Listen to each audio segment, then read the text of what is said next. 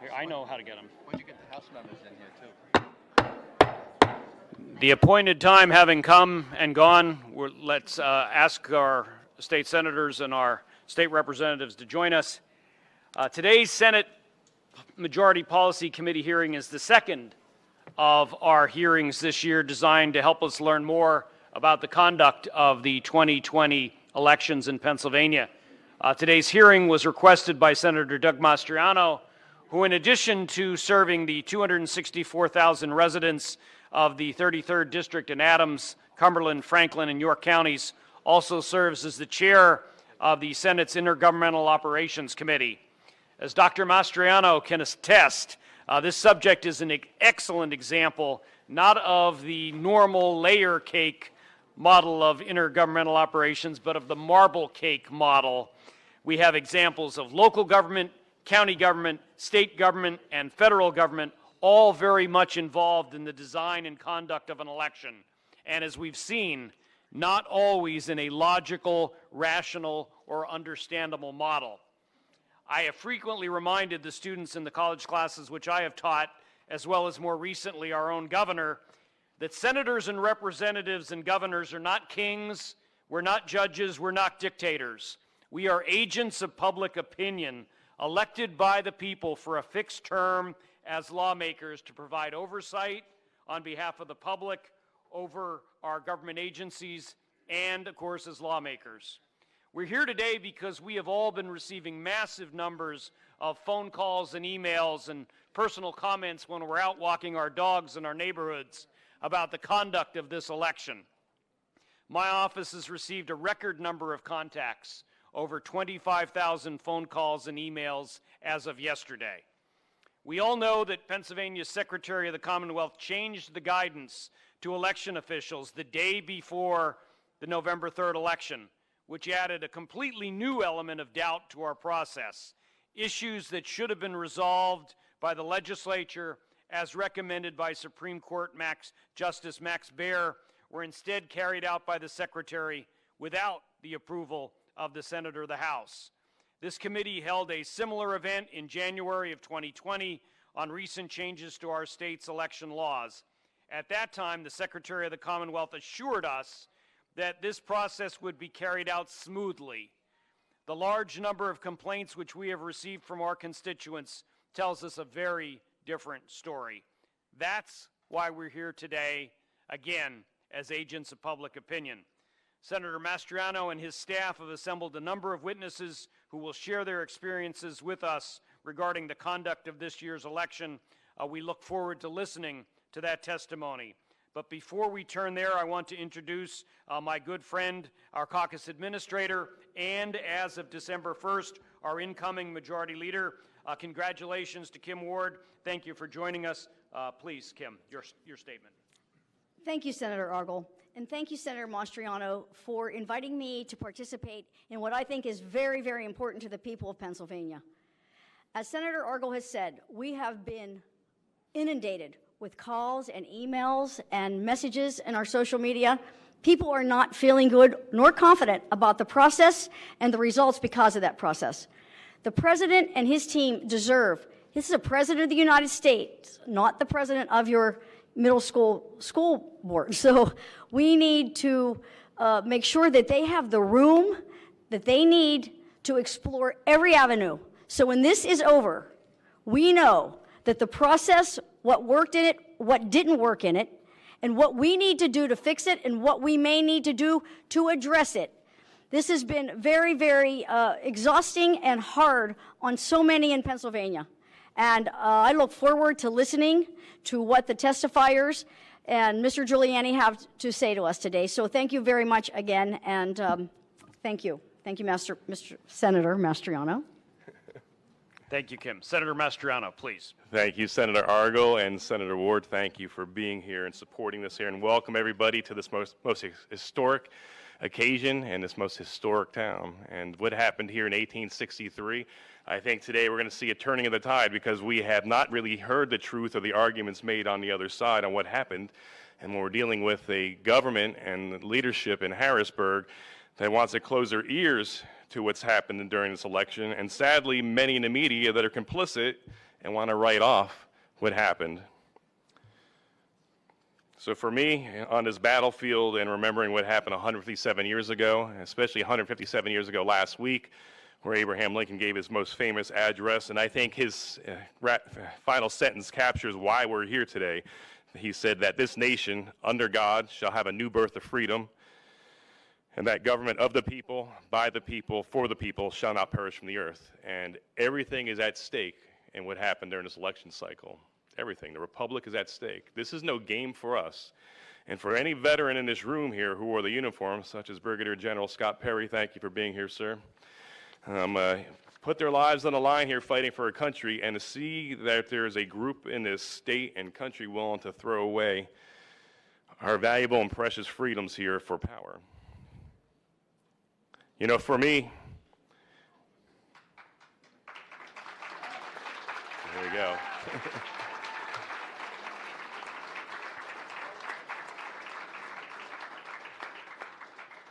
And Mr. Mayor, it's going to be a fantastic hearing today. Despite pleas from our citizens, the governor refuses to even consider that there was any shenanigans in the elections here in our state, a state of 13 million people, and he wants to discount because his guy won that nothing bad happened, and that's just unacceptable. If there's any hint of fraud out there, we need to investigate. Any governor serving the people, this Commonwealth, would put aside his petty politics, and find out the truth, if anyone was defrauded.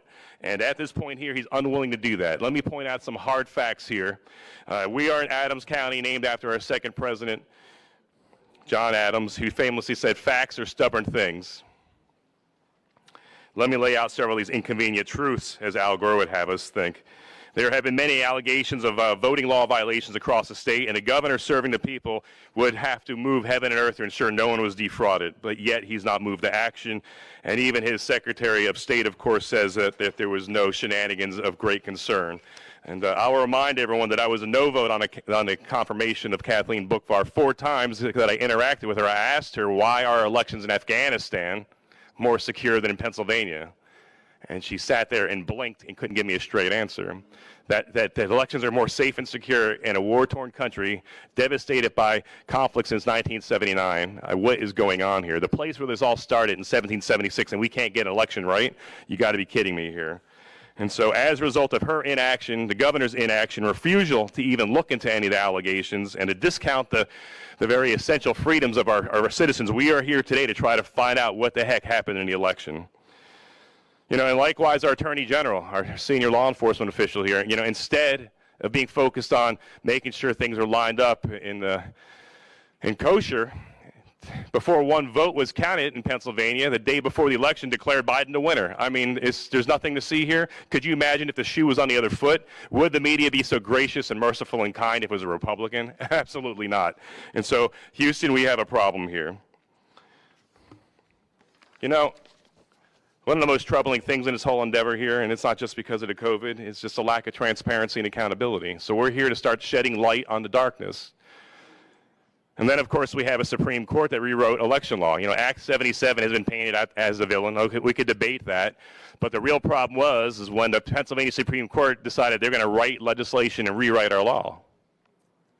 And because of that, obviously, Pennsylvania, we got a lot of problems there. And that opened the door to all the shenanigans and abuses and folly that we're dealing with here in this state this day. So what's going on here? Thousands of people from across the Commonwealth have reached out to us, tens of thousands, asking and demanding action. They deserve it. And as a result of the inability of our executive branch to do their job, we're stepping in here. We're co-equal members, and we're going to do our job. We're looking for transparency and truth. There's going to be no grandstanding here. We're after facts. And we're going to have a good layout here of what happened. And you're going to have to decide, good people of Pennsylvania, on what happened and whether there's a strong case to be made or not. You know, the forgotten men and women of our great state feel betrayed by their government. And I'm with them. I feel the betrayal as well. So we undertake these proceedings today to find out what happened and then hopefully come up with an approach where it never happens again. And the issues are galore. You're going to hear about poll watchers being denied access, where election software vendors refuse to testify before the General Assembly. What do they got to hide? Do we expect the people to trust their government? And we got to earn their trust. And this is no game. And the very republic very much is at stake. Anyone who loves this country has to put aside their petty partisan politics and allow the light to shine where it is. And we're going to find the truth and celebrate it.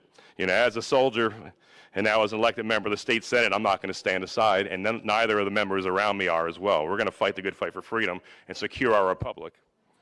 Too many good men and women have gone before us here, given their lives here, and to cast it aside now for power play is unacceptable and it's not going to happen. Thank you.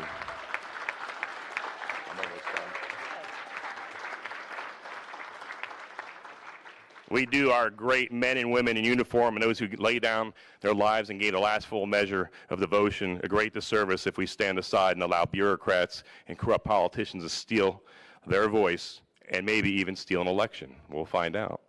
John 8:3, thank you. John 8:3-6 says that if Jesus set you free, you're free indeed. We're going to walk as free people in Pennsylvania. This is where it all started.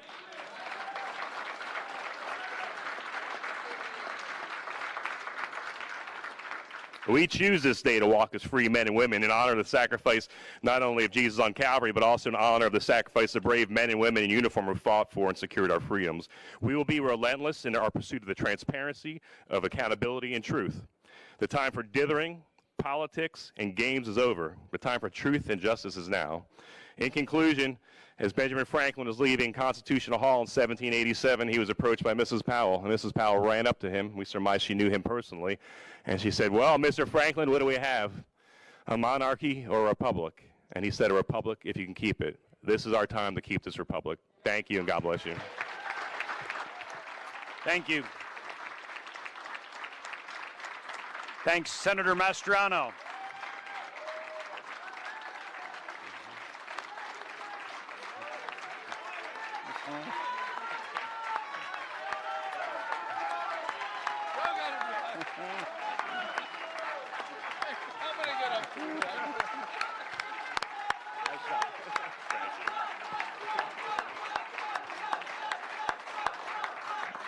We turn now to the introductions of our House and Senate members. Let's begin with our representatives here at this end of the table. Gentlemen, ladies. Is it on? Yeah, Representative Dave Zimmerman, serving the northeast part of Lancaster County. Representative Greg Rothman, the 87th District, Cumberland County. Representative Mike Jones, 93rd District, York County. Representative Paul Schemmel, portions of Franklin County.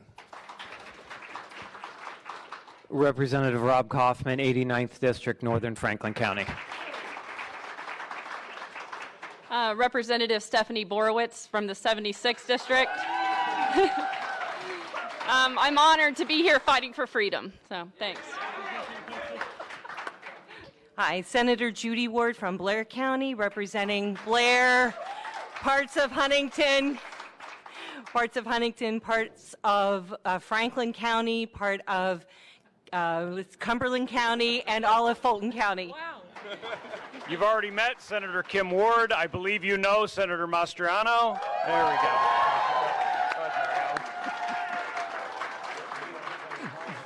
Good afternoon. I'm Senator Mario Scavello from Monroe, Northampton County, and I can see New Jersey from my district.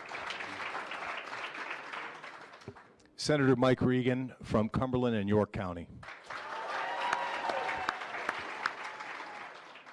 Good afternoon. State Representative Dan Mell. Welcome to my 91st Legislative District. Representative Frank Ryan from Lebanon County, Breakaway Probate. Thank you. We are also joined on Zoom Senator Brooks and Senator Hutchinson from northwestern Pennsylvania, Senator Yaw from the Williamsport area, Senator Stefano from southwestern Pennsylvania, Senator Laughlin from Erie, Senator Martin from Lancaster County, Senator Pittman from Indiana County, Senator Pat Brown from the Lehigh Valley. Also, my job as chairman is to remind our panelists to keep their microphones muted until it is your turn to speak, and also remind everyone to strictly observe our time limits. One other reminder to our senators and witnesses at the request of our Senate attorneys. This is a legislative hearing. Our purpose is to listen to the complaints of our constituents, the oversight of government agencies, and the need for possible legislation. We all need to conduct ourselves accordingly. With that being said, Senator Mastriano, I believe you want to introduce our first witness for 15 minutes. And we will hold, to the representatives and senators so you understand, we will hold all of our questions until the conclusion of the sixth panel. I would just simply say, welcome to America's Mayor. Thank you, Mayor Giuliani, for being here.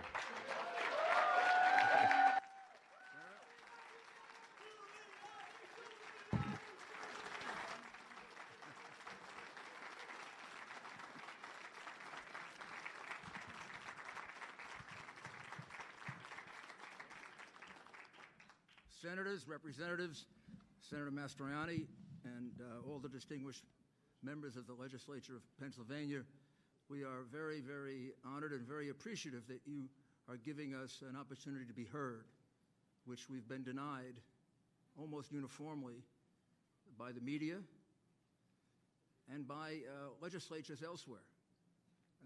All we ask is that you listen to the facts that we're presenting and then evaluate it. I can't help but note that we're doing it here in Gettysburg. Over 156 years ago, the fate of our country hung in the balance right here on this hallowed ground for 3 relentless days of bloody close combat between 2 armies that lost over 50,000 casualties. The fate of our republic was really decided that we'd be one nation, one union, one government, sharing values that are enormously important to us.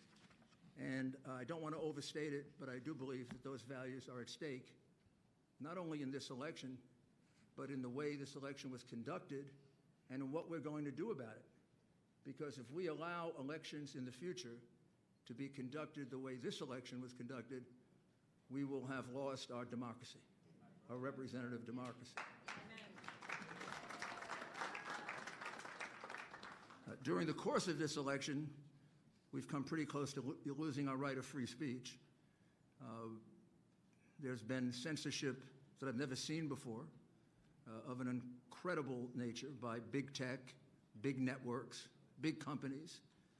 They only allow one side to be heard, and they refuse to allow the other side to be heard. It's almost as if they're afraid the American people, if they should learn these facts, will find out just who they are and what they're about. This voter fraud that took place, which, as you will see from the witnesses that we call, had several dimensions to it, several different ways in which it was done. The most dangerous thing is it is very, very similar in at least 6 states that we've been able to study.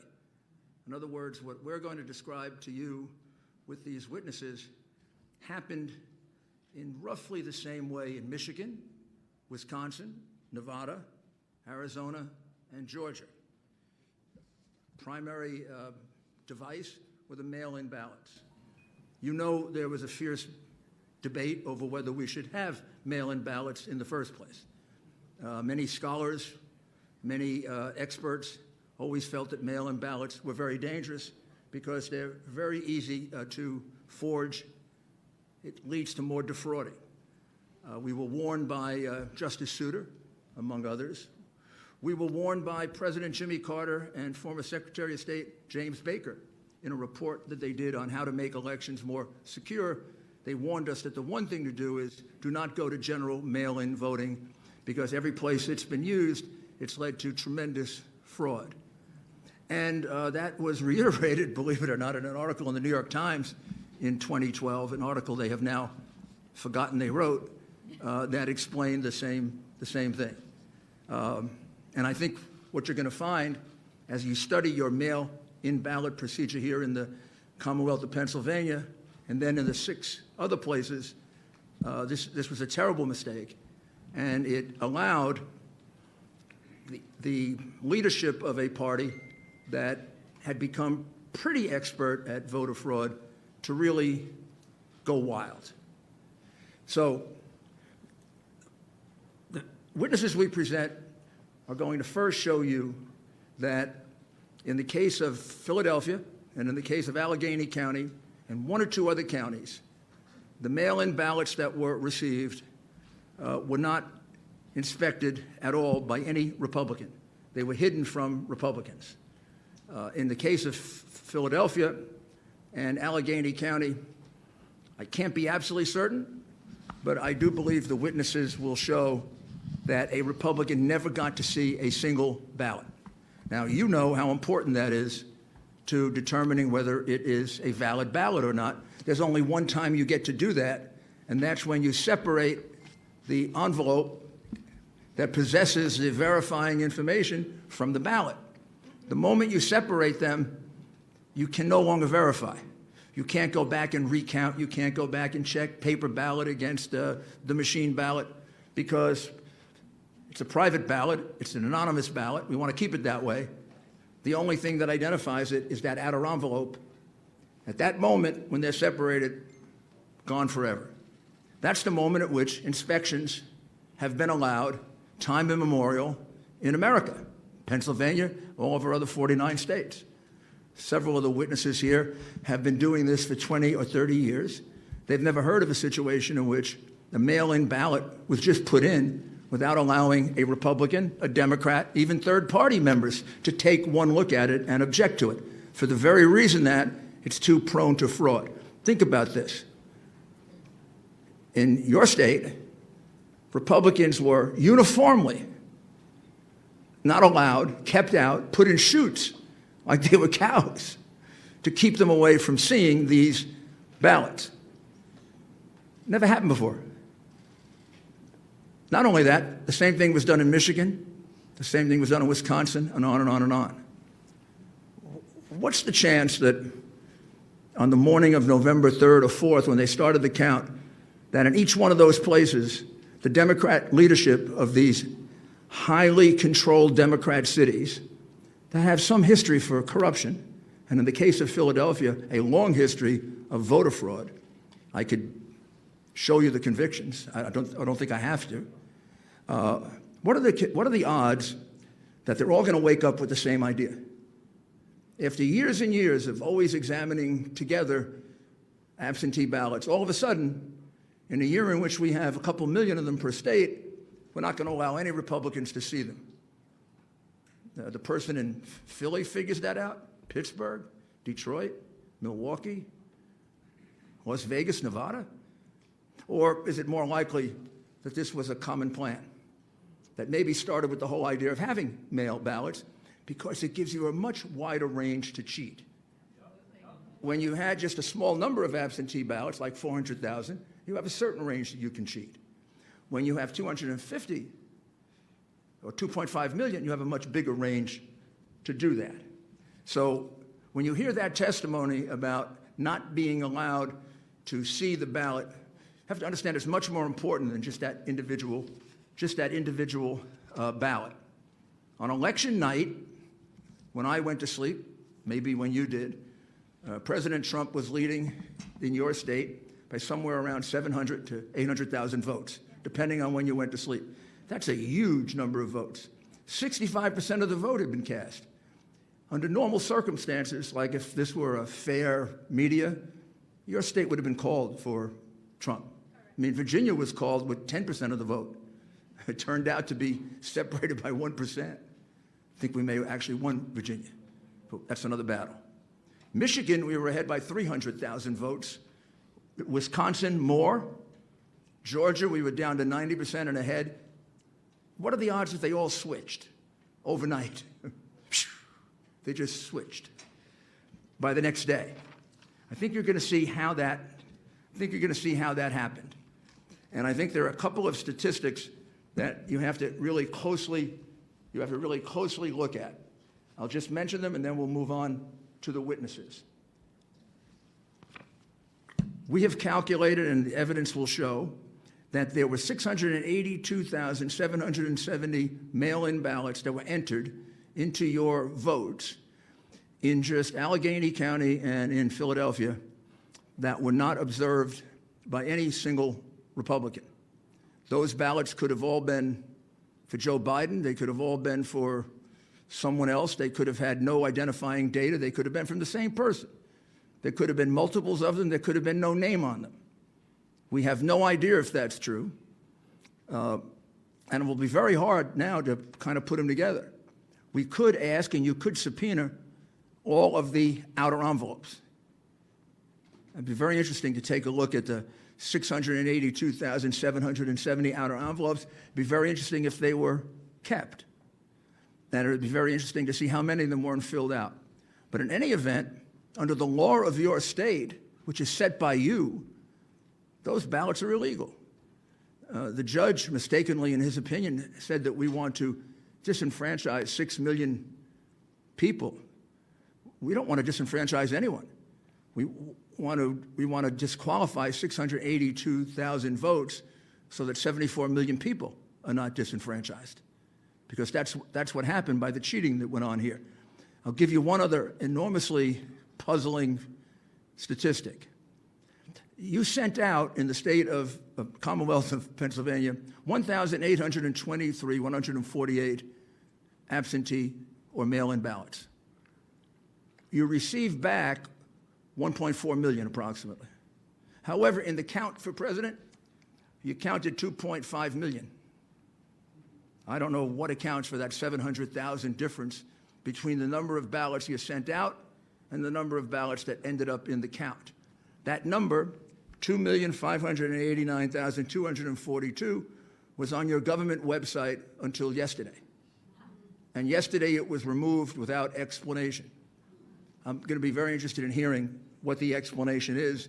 And I can't imagine you could possibly certify without knowing the explanation of that, as well as the explanation to the 22,686 mail-in ballots that were returned on the day they were mailed. That's a trick. How about they were returned? How about 32,591 were returned the day after they were mailed? Another 20,000 were returned before they were mailed. Of course, I think this is a kind of a low count, and I guess the crooks in Philadelphia are disappointed in this. They only submitted 8,021 ballots from dead people, mail-in ballots for dead people. It's probably easier for dead people to submit mail-in ballots than it is to vote in person. You had about 30,000 of those. We're checking the records of the cemeteries around Philadelphia. You have 4,984 mail-in ballots that were never requested, and on and on and on and on. Your election, because of these two counties and maybe one other, is a sham. It's a disgrace to your state. And finally, I don't need to remind you of this. I think I need to remind America of this. The election for the President of the United States is not run by the governor of your state. It's not run by your election commissioner. The United States Constitution makes it clear who has the responsibility for running this election. Article 2, Section 1, Clause 2 of our Constitution doesn't say that ABC gets to call the winner or CNN. It says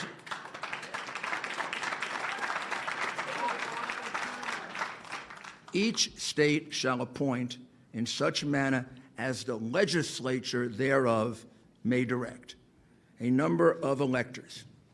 It's the state legislature that controls this process. It's your power. It's your responsibility.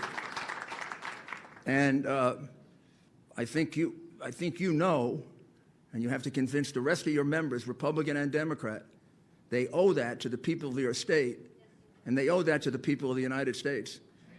Because if this happens without consequence, if they can just enter 600,000 some odd mail-in ballots without allowing a single Republican to view it, what's to say that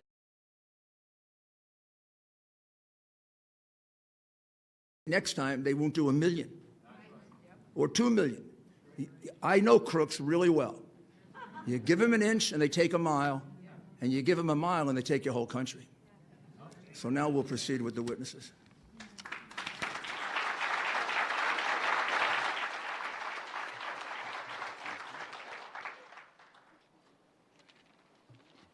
Thank you. Thank you very much, Mr. Giuliani. I've been informed that we have also been joined on Zoom by Senator Kristen Phillips Hill, Representative Don Kiefer, Representative Barb Gleim from Central Pennsylvania, Representative Darrell Metcalf from Butler County, and Senator Langerhoek from Johnstown area. Senator Mastriano, would you like to introduce our next panel for the, looks to me like several people for 15 minutes as well? Yes, thank you, Senator Argo. So our witnesses, first off, Jenna Ellis, do you have any comments for the floor? Or? Thank you. Legal advisor to President Trump. Thank you very much. And I'll reserve my comments for the end, and I would just echo everything that the mayor so eloquently stated. Thank you very much. Thank you. This is a revised list here. So we'd like to call forth Justin Queter from Philadelphia. Justin, are you here? Okay, outstanding. If you can come up to the table, please, my friend. And Kim Peterson out of Pittsburgh. Kim, are you here? Come forth, please. We have a seat for you here. I guess we're okay. Leah Hopes, where are you, Leah? Please come forth. Yeah, Kayla, could you push those two chairs over? Thank you. And that American flag is mine. If you set it on the table, I'd appreciate it. Thanks. And then Greg Stenstrom from Delaware County. You're zooming in, I believe. Oh, he's here? Yeah, of course, I met you. Come on over, brother. We're going to swear him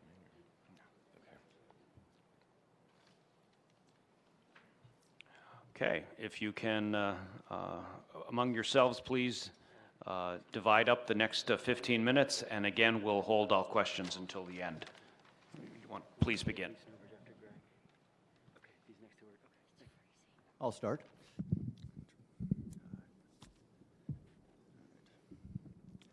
Thank you, senators and representatives, for inviting me to this important hearing. My name is Justin C. Queter, Kweder. I am a resident and registered voter in the city and county of Philadelphia. I'm an attorney. I am barred here in the Commonwealth. I am a volunteer certified GOP canvass observer. I was present at the Philadelphia Convention Center during the pre-canvass, canvass processing, and counting of the ballots cast in this year's general election. I was first present as an observer at the Convention Center and at the count on Election Day. I returned as a volunteer observer to watch the process every day for the next 10 days. I'd approximate I was there for about 85 hours over those 10 days. Part of the reason that I kept going back was so that I could authoritatively speak about what I saw. And again, thank you for letting me be here. Because what I saw was problematic, to say the least. I can tell you that I am an eyewitness to many issues and irregularities that were observed in Philadelphia with the processing and counting of the vote. I was a witness to too many issues and irregularities to cover in a brief opening statement. And as such, I will now focus on just two issues that I did personally observe. First, the Philadelphia Board of Elections processed hundreds of thousands of mail-in ballots with zero civilian oversight or observation. The mail-in ballots were handled, processed, opened, and counted in Hall F of the Convention Center. Hall F is a vast room, approximately 350 feet by 350 feet. That's about 120,000 square feet. The Board of Elections erected a fence approximately 50 feet into the hall that ran the length of the room. All observers were corralled behind the fence. More than 100 board workers processed and opened mail-in ballots on the other side of the fence. These masked workers were arranged throughout the 120,000 square feet at a distance from the observers of about 10 feet to more than 200 feet away from us. Unlike what some may have reported in the media, the vast majority, and I'd estimate at least 96% of the board workers were processing mail-in ballots 15 to 200 plus feet from us. Due to the distance of the workers from the erected fences, it was impossible for me or any observer to see what the workers were doing with any type of specificity. The observers were not able to challenge any decision or determination being made about the processing of these mail-in ballots. No civilian oversight over hundreds of thousands of mail-in ballots, zero opportunity for observers to observe, challenge, or inspect the mail-ins being opened. I find this to be an issue and to be irregular. Move on to the second point, the pink highlighted duplicate ballots, which I haven't heard about, at least not in the media. As the weeks progressed, the observers were informed that the board was going to be duplicating damaged mail-in ballots that could not be read by the scanners. I was told that there were more than 5,000 of these damaged ballots. I was also told that the actual number was unknown and could be much higher. The process for duplicating these ballots was for two workers to work as a pair. One worker reading out loud what was marked on the original damaged ballot, and the second worker using a pink highlighter to mark the choice on the duplicate ballot. The board's plan then was to run the pink highlighted ballots through the scanners where they would be counted as votes.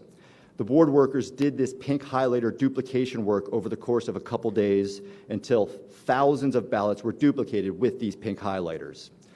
On Thursday, November 12th, the observers were informed that the pink highlighter could not be read by the scanners. They all had to be done again. All of the duplicated mail-in ballots had to be fixed.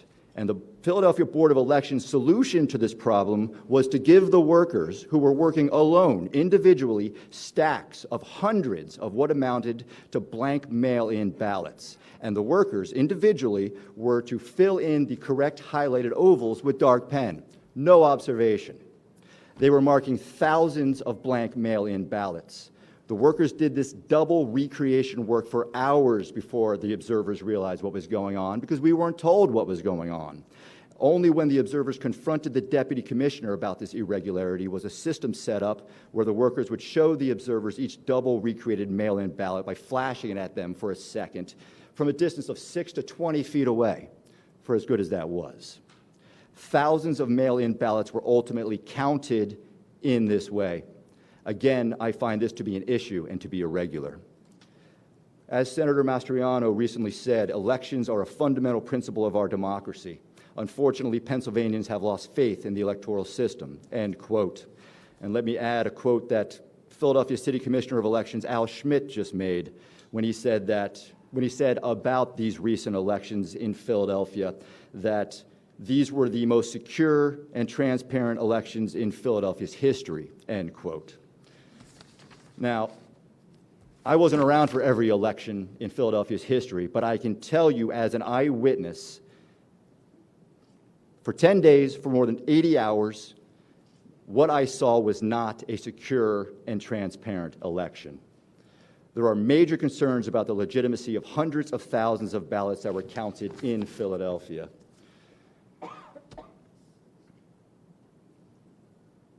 Excuse me. All right. Let me finish with this. May I suggest to you that any restoration of faith on the part of Pennsylvanians in our electoral system can and will only be accomplished after an investigation into this election, only after the law is properly applied to this election. The idea that we can just move on by making sure that the law is properly applied in the next election is, in my opinion, unacceptable.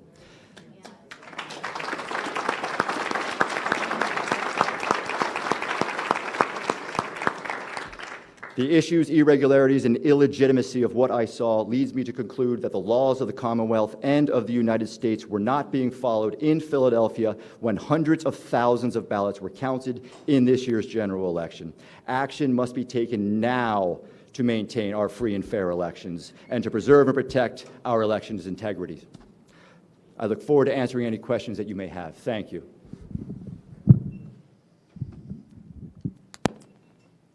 Good afternoon.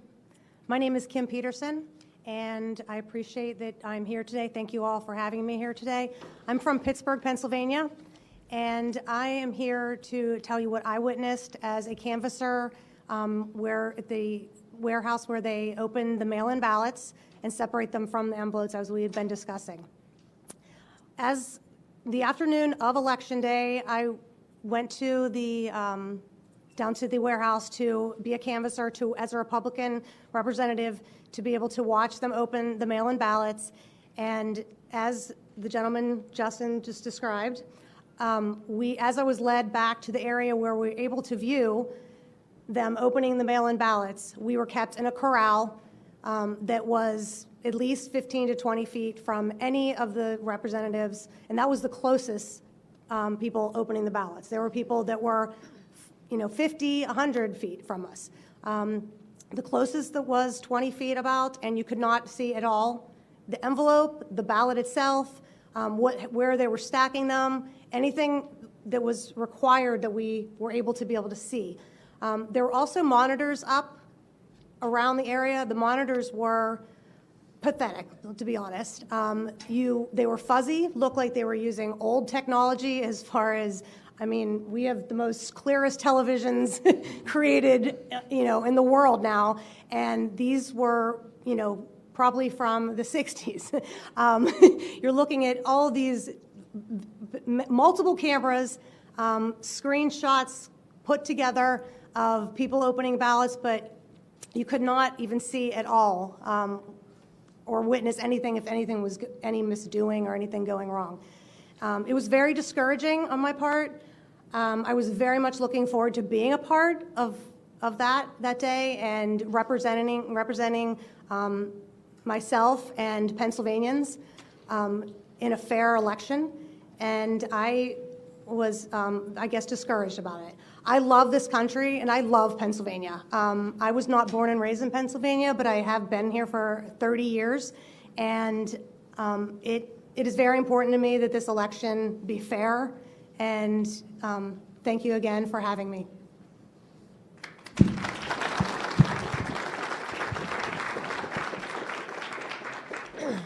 First and foremost, my name is Leah Hoops. I'm from Delaware County, Pennsylvania. I was a poll watcher on the day of election, and I was also present at the counting center in Chester, Pennsylvania. So first and foremost, thank you to this committee and all those involved, and especially Senator Mastriano and former Mayor Rudy Giuliani. To our fearless and brave president, thank you for being our shield and putting us first, and I am forever grateful. It is an absolute honor to be a part of this hearing and to finally have an opportunity to speak about what took place in Delaware County, Pennsylvania. I feel as an American that it is my duty to help protect the integrity of our elections, not just for me, but for every American. There are many who have lost life and limb for my right to vote. I want to give a brief introduction and history of how I got involved in this election. 4 years ago, Donald Trump came down an escalator, and I knew that he was here to take back our country. I was born and raised in Delaware County in a conservative home. I was taught from an early age to love thy neighbor, defend your country, and by all means, always speak the truth.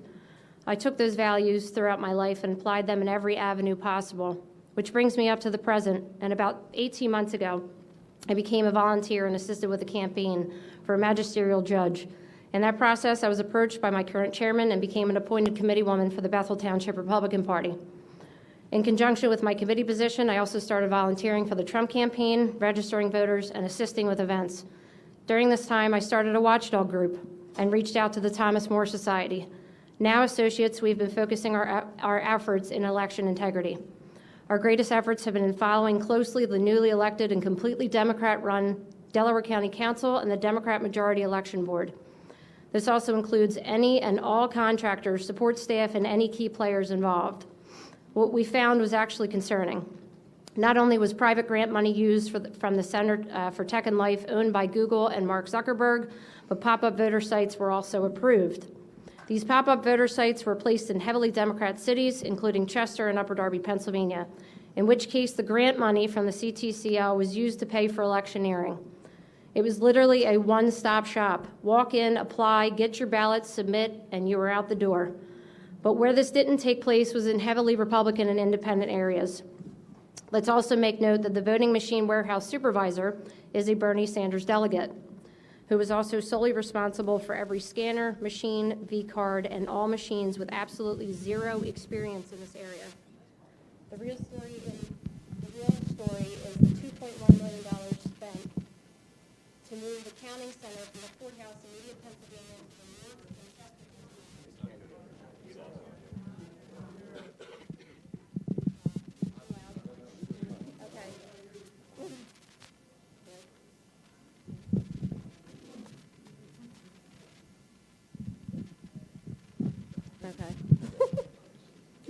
Okay, sorry. Sorry, I forgot where I was. Okay, so the real story is the $2.1 million spent to move the counting center from the courthouse in Media, Pennsylvania, which has been something that has been done for decades, to the wharf in Chester, Pennsylvania. Let me explain to you the layout of the counting center. It is in the middle of a huge parking lot, which sits back on Seaport Drive next to loading docks. It has multi-million-dollar connections to the company Power HRG and Subaru Park Soccer Stadium. The counting center was on the first floor, in which there were multiple places to bring in ballots in and out of, elevators and many rooms in which workers had access. I was there for 3 straight days. What became of concern was the back room, which had no observers, no line of sight or transparency into the process. There was no cooperation, complete resistance from election night and every day after. It took until our lawyer got an injunction to get into that back room in which pre-canvassing was transpiring. Even with an injunction, which was a joke, we were granted 5 minutes every 2 hours, and the setup was sitting in a chair 20 feet from any physical ballot. I truly wish I had enough time today to recreate what I witnessed and felt during those moments, but we did not gather here today just for me and my experience, but rather a collection of experiences from Americans like myself. What I hope to achieve is for the public to understand is that we have stuck our necks out, have been intimidated, threatened, bullied, have spent countless hours away from our families, friends, and jobs. We have signed affidavits under penalty of perjury, which should be consideration enough to know that this is a very serious issue. I'm here for one thing only, and that is to speak the truth. This is not about party. This is about my country. Every American deserves transparency, truth, and be able to question those in power without fear of intimidation, bullying, or backlash. I hope this committee takes action if needed, and justice will be swift to anyone involved in fraudulent activity. The Republic is angry, disgruntled, tired, beaten up, and ready to defend this country.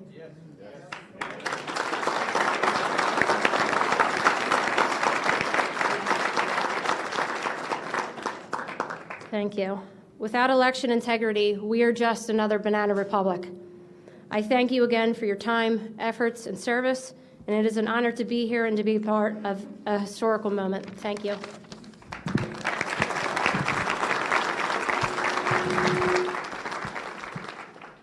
It's a tough group to follow. My name is Gregory Stenstrom. I'm from Delaware County. I'm a father, a family man. I was a former commanding officer and executive officer in the Navy. I'm a veteran of foreign wars.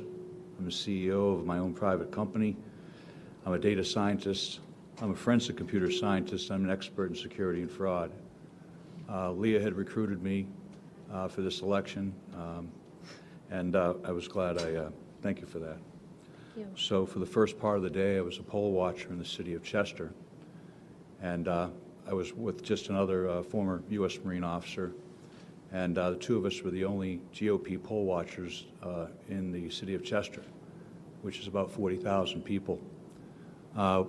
Because of the consolidation for COVID, there were 7 polls that we were allowed to, that we were able to make it to in 22 precincts. What we saw out there was pretty orderly and exciting. People were excited to vote. One of the things we saw out in the field was that people, quite a few people had done mail-in ballots. So they came in and they hadn't been updated in the Delaware County database yet. So they would come in and say, the database is not showing me on the database, I'd like to vote. So the process, one of the processes was to give them a provisional ballot. And then they would vote provisionally, and then later on their vote would be sorted out. That didn't happen. I observed, and the gentleman that was with me observed 7 different polls where the people were given a regular ballot. So they cast a vote and put it in. We let it happen a few times. We didn't jump all over them. It happened a couple of times. We went up. In all cases, the election judges were very forthcoming, very polite. They apologized and they said they couldn't do it.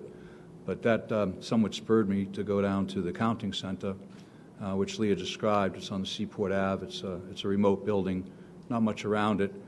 and I wanted to take a look. All day long, I had been told that there were 10 to 20 GOP poll watchers down there, and that everything was well in hand. And out of curiosity, I decided to go down.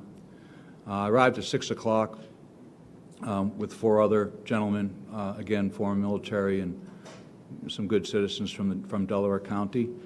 And we weren't allowed to get in until 11 o'clock at night, and we had to get some legal help to get us in. So it took us 5 hours to get upstairs. After that, you know, what we saw here is, what I saw is I really think the crux of this in Delaware County is, as an expert in this, I think it's impossible to verify the validity of about 100,000 to 120,000 votes. Now, Delaware County's got 425,000 registered voters. Approximately 300,000 of them voted. I don't know what the exact number ended up.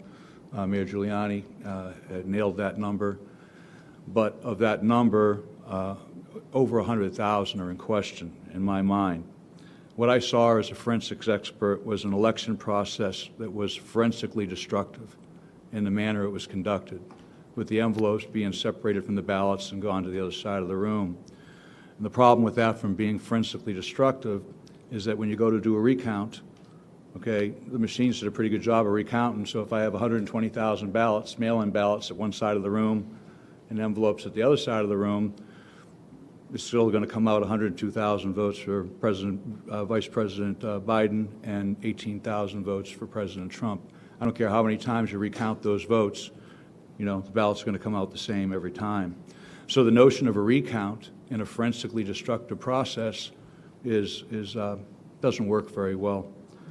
What we saw there, what I saw there, was a chain of custody in all cases that was broken. It was broken for the mail-in ballots, the drop box ballots, the Election Day USB V-card flash drives. In all cases, the chain of custody and the procedures that were defined by the Delaware County Board of Elections and Election Process Review they didn't follow one. I couldn't even redline this multi-page document because the entire document would be, they didn't follow any of the procedures. So I personally observed USB V-cards being uploaded to the voting machines by the voting machine warehouse supervisor on multiple occasions. I saw this personally. I brought it to the attention of the deputy sheriff who was there stationed, who was a senior law enforcement officer, and I brought it to the attention of the clerk of elections. I brought it to their attention. I objected, and I said, this person is not being observed. He's not part of the process that I can see, and he's walking in with baggies, which we have pictures of, and it was submitted in our affidavits, and he was sticking these USBs into the machines. So I personally witnessed that happen 24 times, over 24 times. We have multiple other witnesses that saw it, including Democrat poll watchers. And we were told, I was told the next day by the solicitors, well, actually not the solicitor, but the attorney that we had secured, that they said every election they leave a couple of USBs in the voting machines and they're brought back, and generally the warehouse manager comes over and puts them in. So in talking to the U.S. Attorney General McSwain and other law enforcement officers, I found out that was not the case, that generally, you know, more than 2 is unusual. So they denied they did it, but as of today, 47 USB V-cards are missing, and they're nowhere to be found. So I was told personally that these 24 to 30 cards that were uploaded weren't there. Those cards, I demanded that they didn't update the vote live time. They only updated it about once every 2 or 3 hours. I demanded they uploaded the vote so I could see what the result was, and it was 50,000 votes. And I think as a computer scientist, an American, and a patriot, it doesn't matter who those 50,000 votes were. I'll tell you they were for Vice President Biden. But what was shocking to me as an American, as someone who has gone to sea, gone to war, that that could even happen.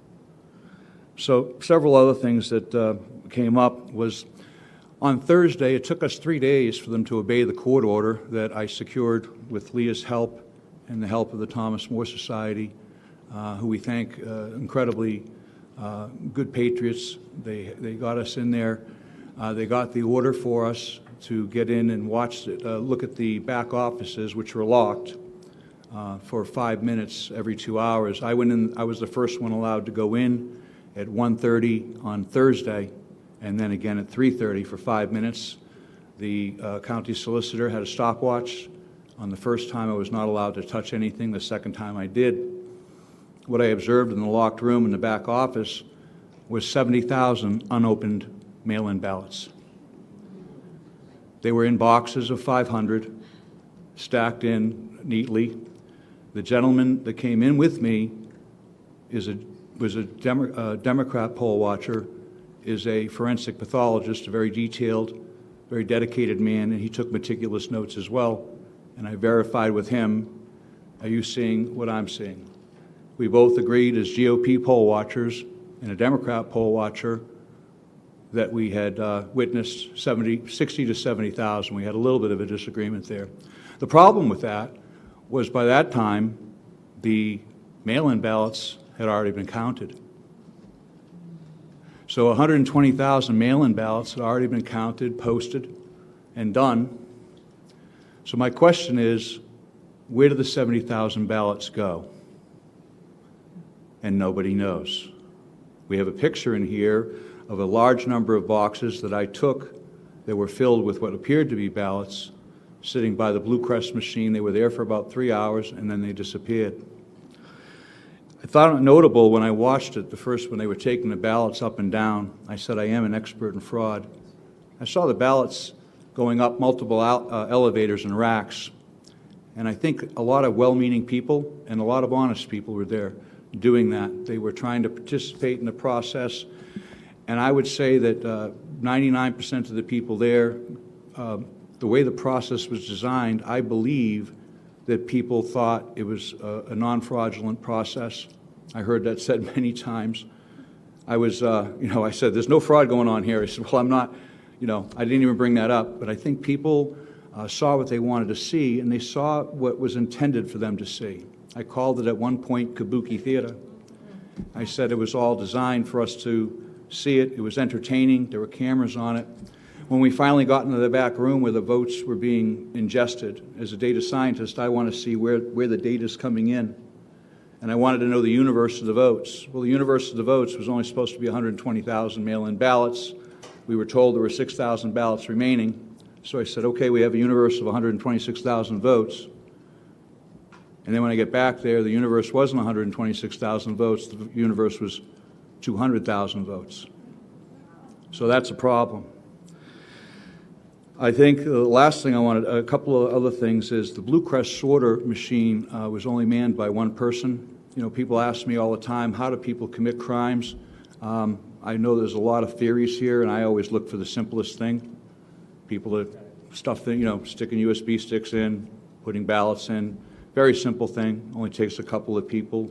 Doesn't take a big conspiracy. I think people look at things and they use inflammatory words and, like fraud and so forth. As a forensic computer scientist, my interest is in the data. Where did it go? Where did the spoilage go?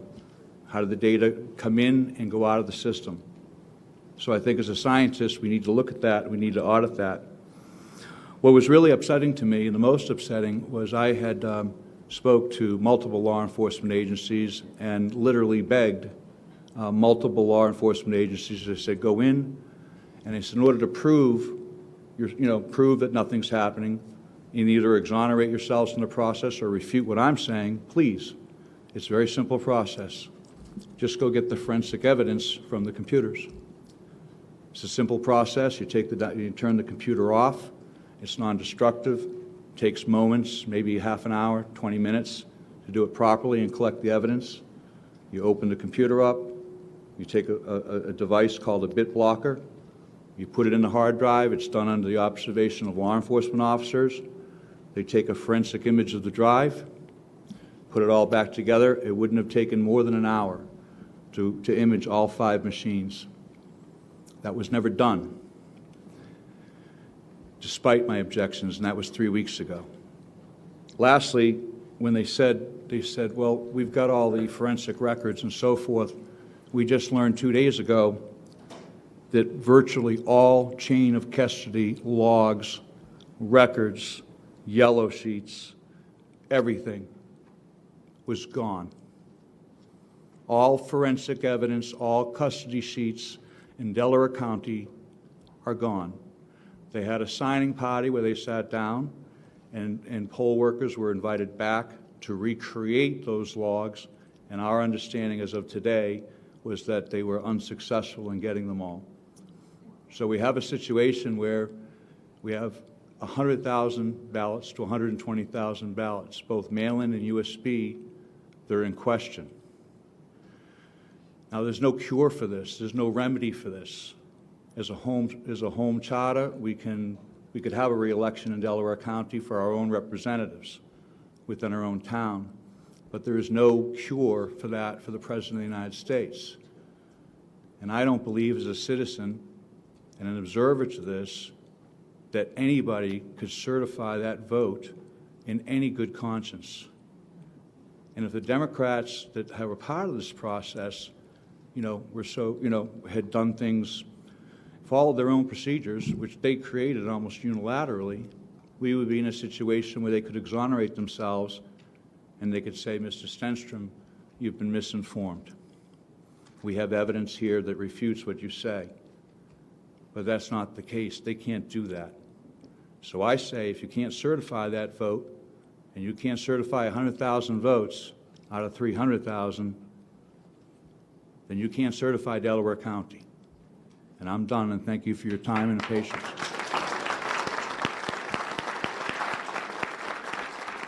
Thank you all. To this panel, before I have Senator Mastriano introduce the next 15-minute panel, I want to note that we've also been joined on Zoom by Representative Kathy Rapp from Northwestern Pennsylvania. Doug? Thank you, panelists. If you can stay in the area, we're going to bring up the next group here. We're going to save questions and answers for the end. Mr. Mayor, I understand my list might not be synchronized. I'm going to ask you to introduce the next folks coming up to testify. If you could pass the mic to the mayor, somebody. Thank you, Walt. We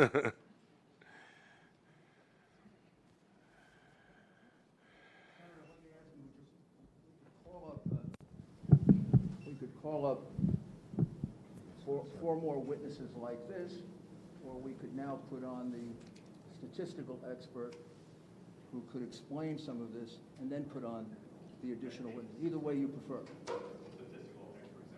Okay, then we'll call Colonel Waldron.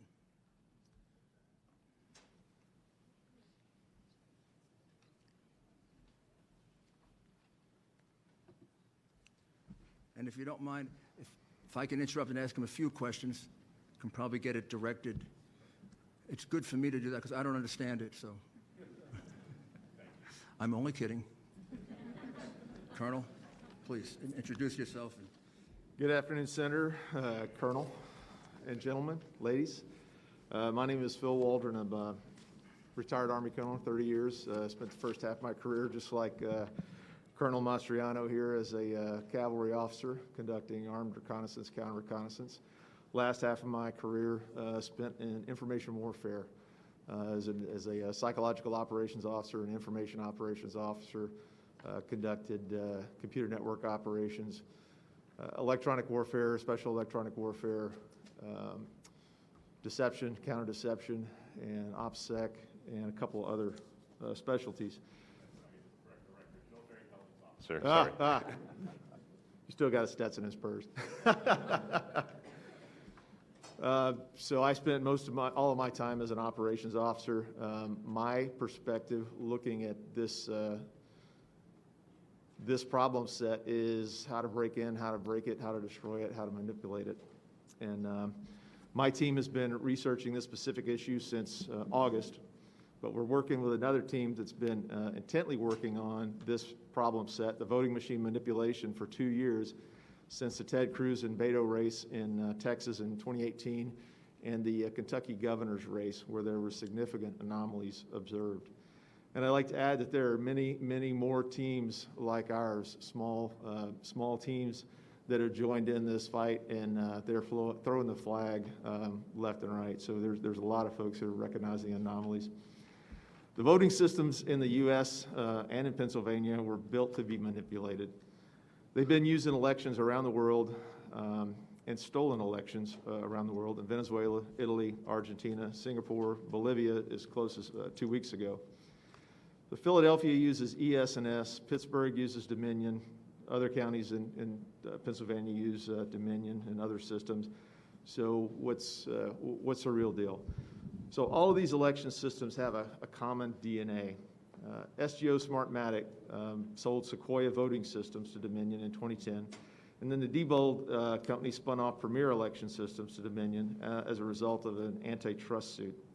So the bottom line is that these systems have similar code and similar functions.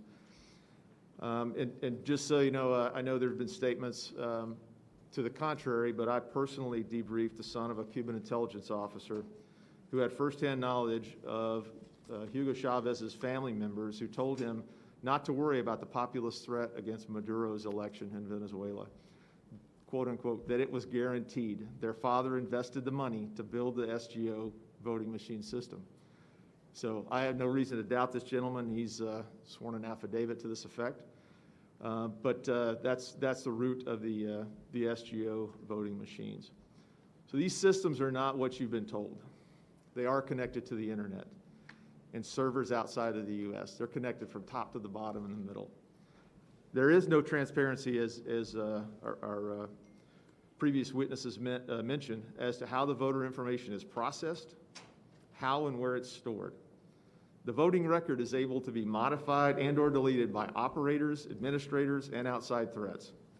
Operators can assign votes for write-in ballots, blank ballots, or error ballots in large numbers so that they can be directed toward one candidate or another at the operator's or supervisor's discretion. And many experts have published how easily these machines can be hacked to manipulate votes. As a matter of fact, one of our white hat hackers previously discovered a malware that's present on the servers that captures every login and every password of every operator down to the precinct level that logs into one of these systems. That's just like giving the password to your bank account out, putting it on the dark web. It's not going to be there very long. And just so you probably are all aware, on 30 September, an election storage facility was robbed in your state. 30 USB devices were stolen and a laptop. Those USB devices more than likely had encryption devices, and you've just heard another previous witness talk about the non-standard use of the USB storage devices.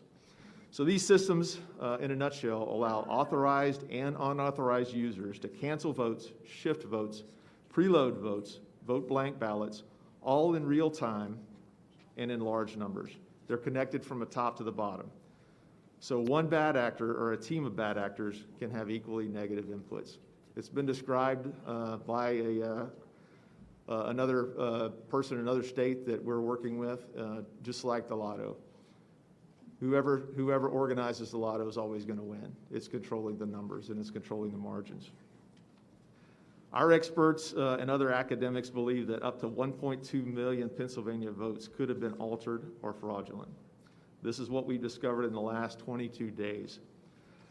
Really, only a detailed forensic analysis of the actual machines and software will truly show how many Pennsylvania citizens have had their civil rights violated. So to use these type of machines with little or no audit trails, little or no transparency of how the votes are processed, where they go, where they're stored, will never leave the public satisfied that we truly have a representative democracy. I'd like to correct something the mayor said. I am not a statistician. I'm a combat officer and didn't do well in math. But I can understand the numbers that he put out earlier. Want to share with you one chart. I believe it's in your in your package. So what our team has done is focused on the spike anomalies. And these are events where a numerical amount of votes are processed in a time period that's not feasible or mechanically possible under normal circumstances. I believe Greg Stenstrom mentioned earlier the processing of these ballots through machines. There's a manufacturer specified rate of speed that a number of ballots can be imaged and processed. These spike anomalies in this chart really show where for us to look forensically to actually determine what happened with these votes. Our team has looked at these systems, and there are a dozen ways to interdict the voting process in these shoots, whether it's mail-in ballot manipulations. They can scan and allocate votes, blank votes, whether it was 70,000 votes left in the back room. There's just lots of ways to interdict these systems. So with that, I'll answer any potential questions. Thank you. Next panel, please. Could I just Yes, sir. ask him to clarify one or two things? When we look at this Pennsylvania fixing the vote chart that they all have, could you explain at the very beginning what that line means, Biden injection? So at the very beginning of the chart, where there's a circle, it says on election day. What that indicates is there is a spike in loaded votes, 337,000 plus or minus of some votes that were added in there in one big batch. So that was an anomaly in the reporting. Normally you would expect to see a smooth curve going up, not any big spikes. That's kind of what Greg was talking about, the anomalies of loading and uploading those votes. So that big spike that occurs there is a prime indicator of fraudulent voting. And that's 604,000 votes in 90 minutes, is that right? Correct. This is 337 votes, 337,000 votes in that in that period of time. Yes. And when you look at this entire curve with all these spikes, can you calculate how much of a vote that accounted for Biden and how much for Trump? Close to 600,000. I think our figures were about 570 some odd thousand that all those spikes represent over time. For Biden? Correct. And how much for Trump? I think it was a little over 3,200.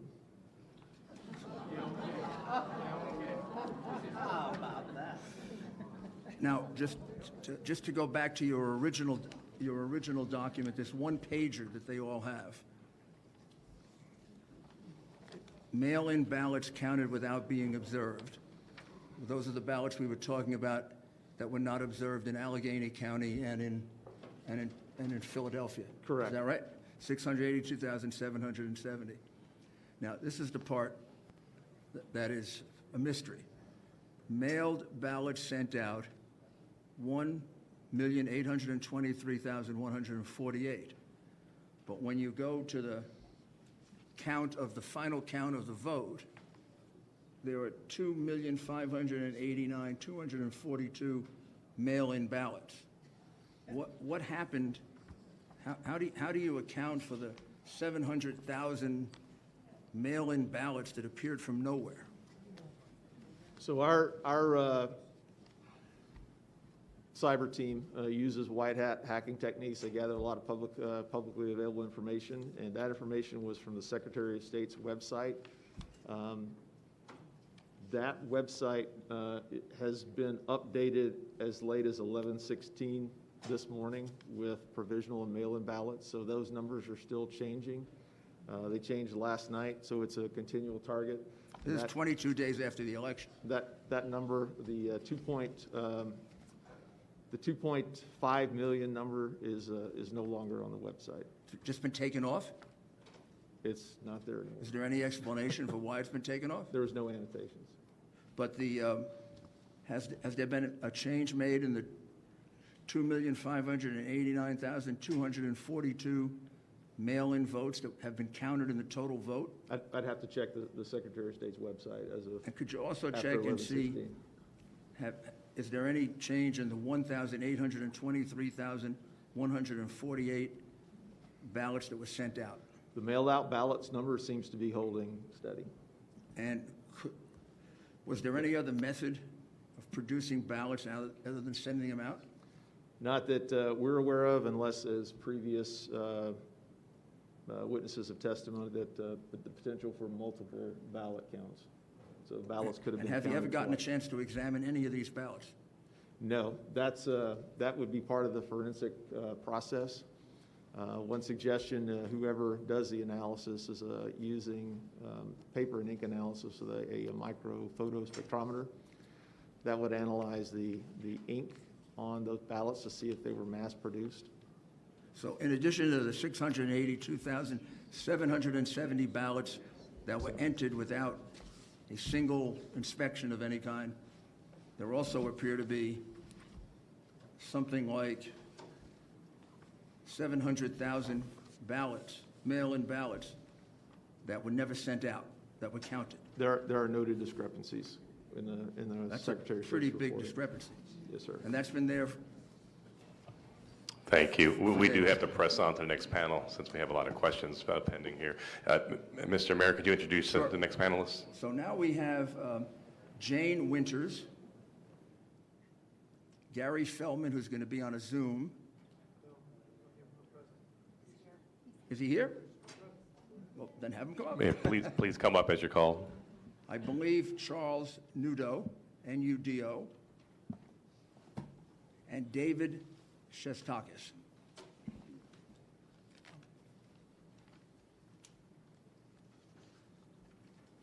I think I have them all.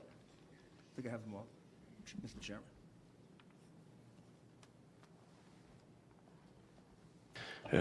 Thank you, gentlemen. We'll start with the men physically in the room here with your testimony, and then go to the Zoom after that. So please. Thank you, Senator.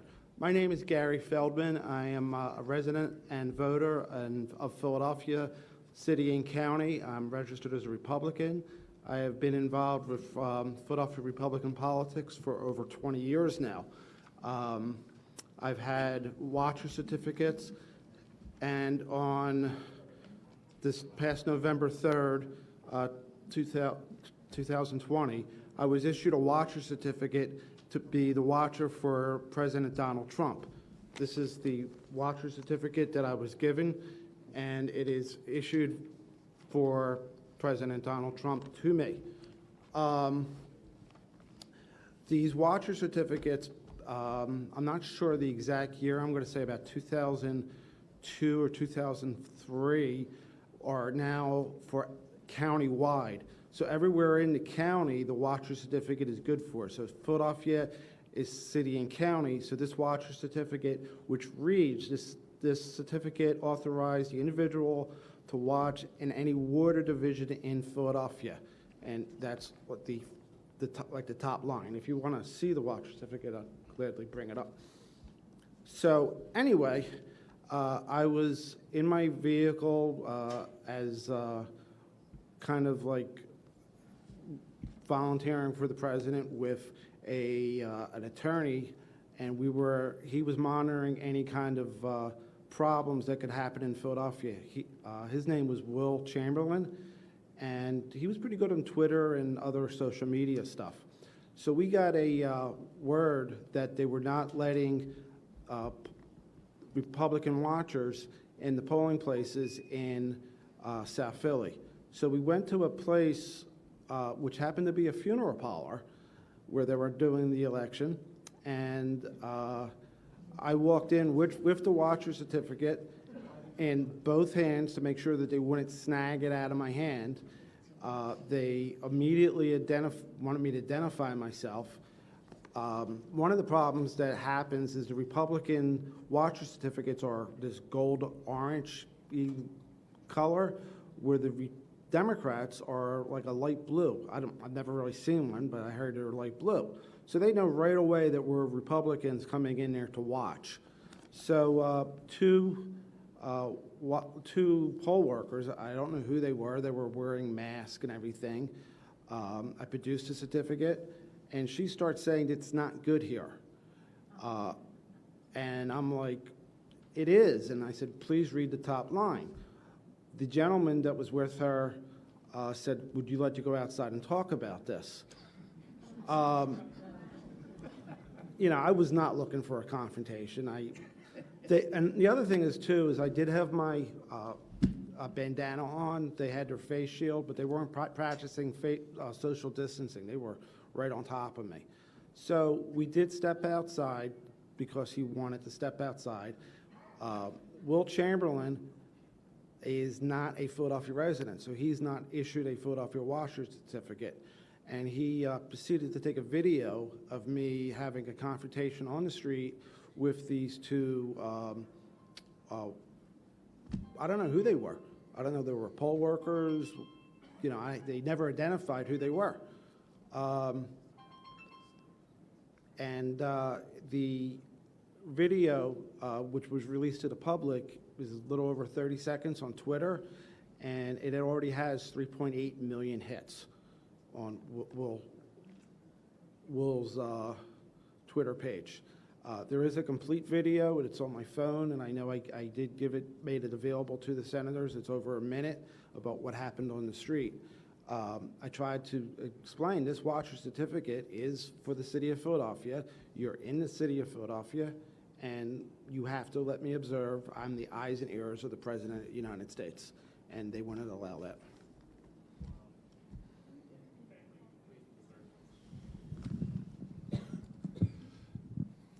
Thank you for the opportunity to be, excuse me, be here today. Oh, sir. Yeah, I just want to add another thing that's really kind of crucial. When this happened, the fact checkers group or organization, I don't even know what they are, started to put disclaimers on the video. Fact checkers said they contacted me. Fact checkers never contacted me. Fact checkers said that it was a misunderstanding. They said the commissioner's office tried contacting me.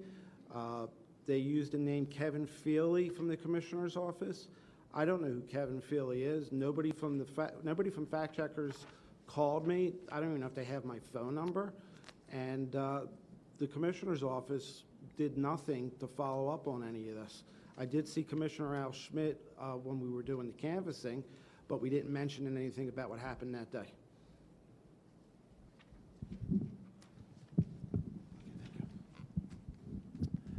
Good afternoon. I'm Dave Shostokis. I'm an attorney, licensed to practice law in Illinois and Florida.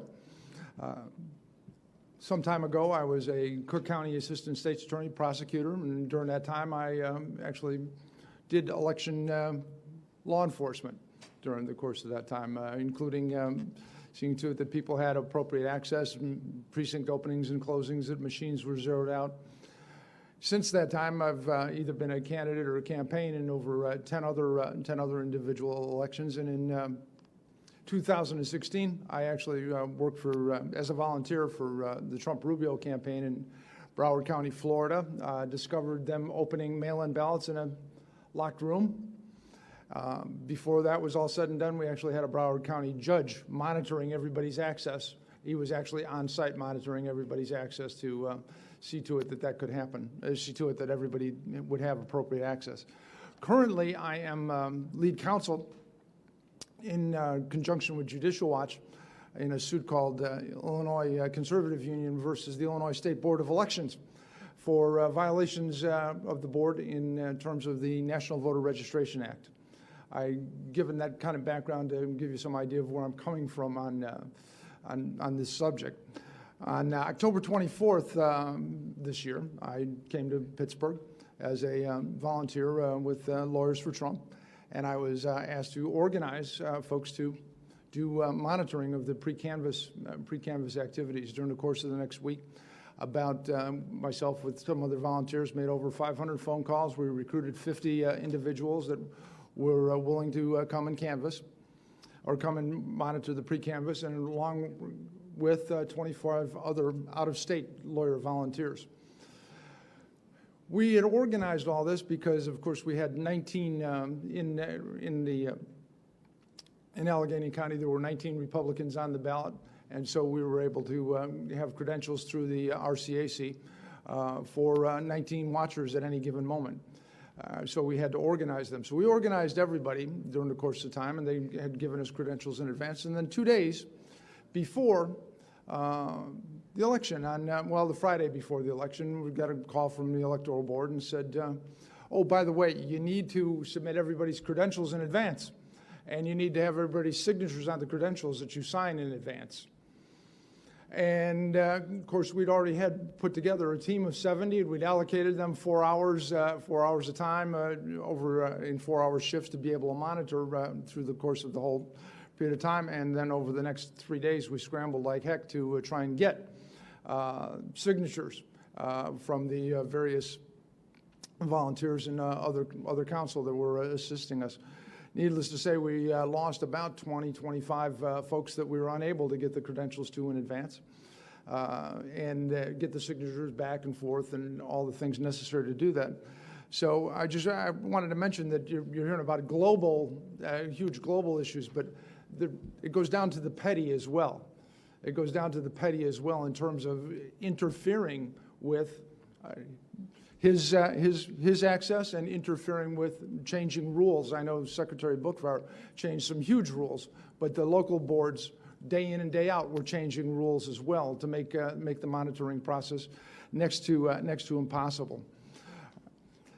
At any rate, we did that, and then we wound up. I went with a group at about 6:45 on Election Day to 901 Pennsylvania Avenue in Allegheny County, where they were doing the pre-canvass. And at the time when we arrived, we were herded into what's best known as the corral. I'm sure you've kind of seen or heard about those things. It was a fenced-in area that was the fence was maybe 2.5, 3 feet high. Closest anybody could get to make any observations was maybe 15, 20 feet from the closest ballot processor to the maybe 150 feet, because we were in about a 20,000 square foot area where the biggest room was taking place.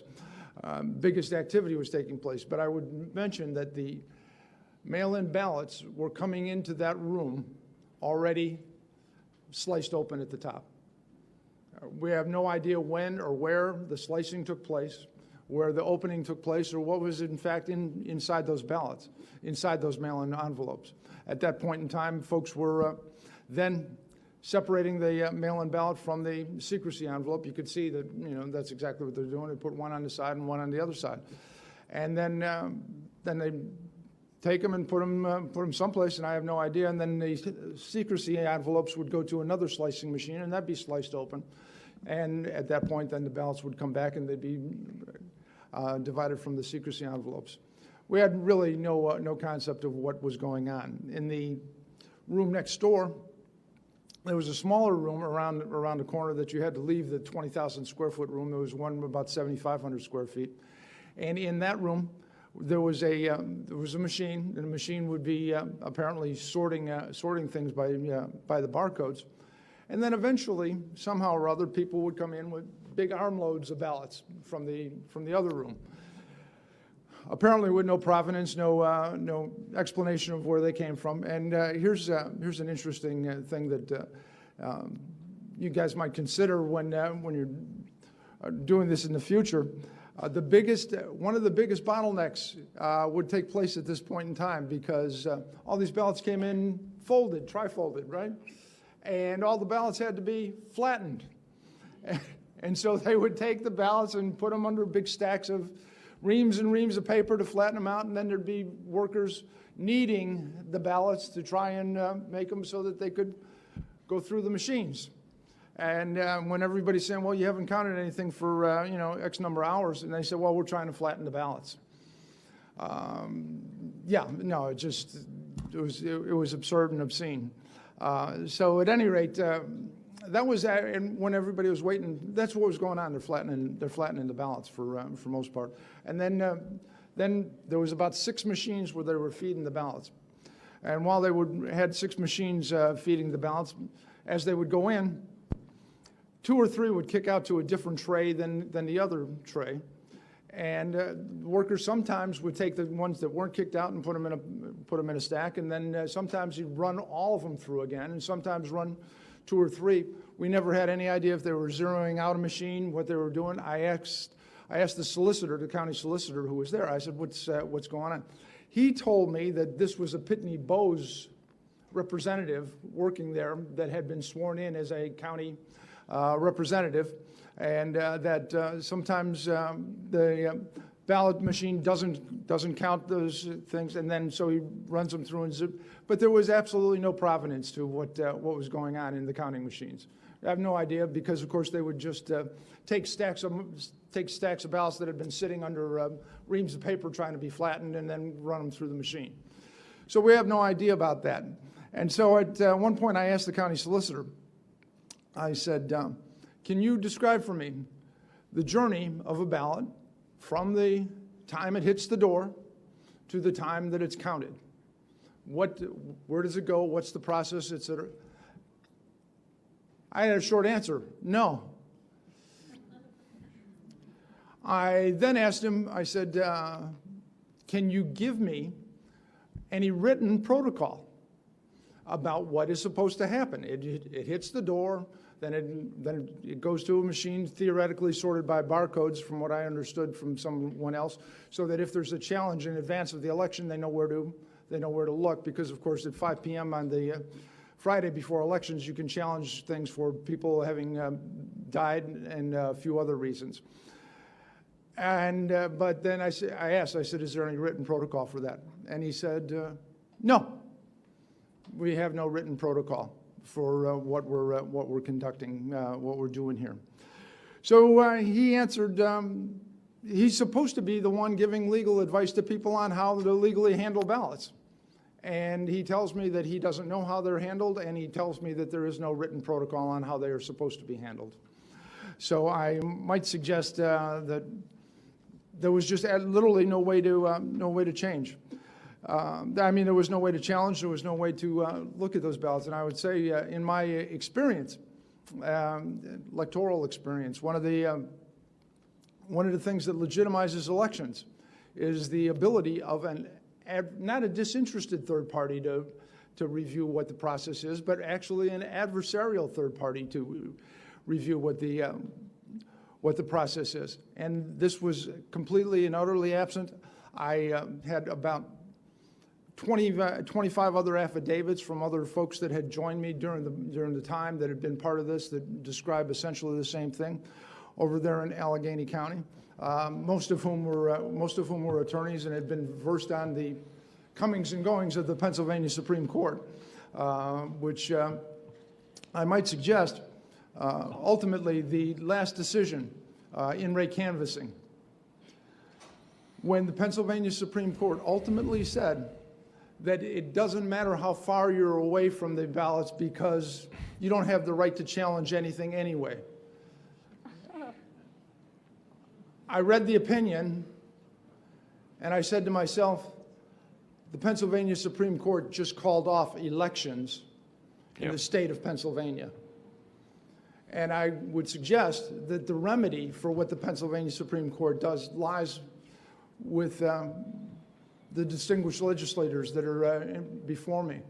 But the fact is if there is no opportunity for anybody to look at them, and the court has the temerity to say, it doesn't matter. It doesn't matter if you come in or not. It doesn't matter how far you are, because even if you're there, you don't have the right to do anything.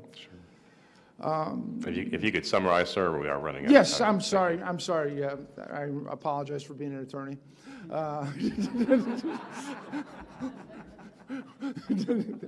No, I apologize, Senator. But I just, I'll summarize in one thing. One of the guarantees in the United States Constitution is that, in fact, every state shall have a Republican form of government. And I would suggest to you, if the Supreme Court of Pennsylvania determines that they're going to run the state and allow the local election authorities to essentially appoint winners, the state of Pennsylvania no longer meets that guarantee as a Republican form of government. Thank you. Thank you, sir.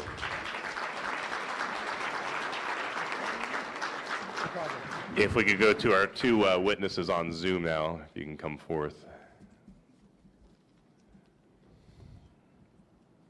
And go ahead and start when you're ready.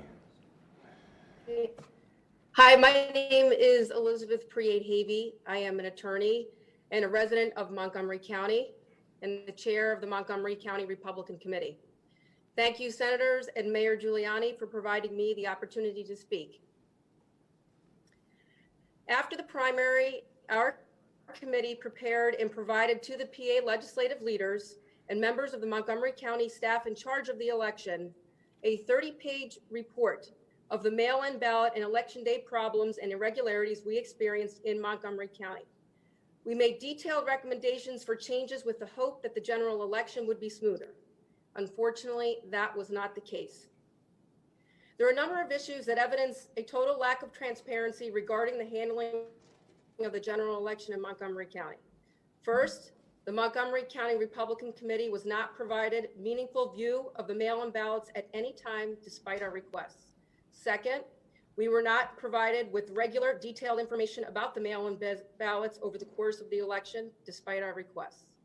Third, we still lack complete and detailed information about these ballots despite our written requests. We were provided our first opportunity to view and learn about the canvassing site on Sunday, November 1st, just 2 days prior to the election.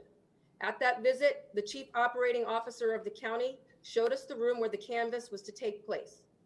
To our shock, we were told we could not directly check the mail-in ballots.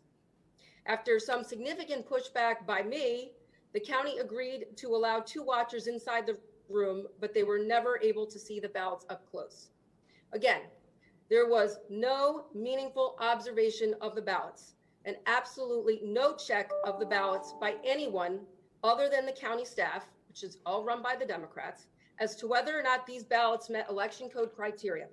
At the most basic level, we were not even able to check to see if a voter voted twice or if a voter was deceased. And with the removal of the signature being a check for existing voters, there was no way to protect against someone fraudulently voting for a registered voter.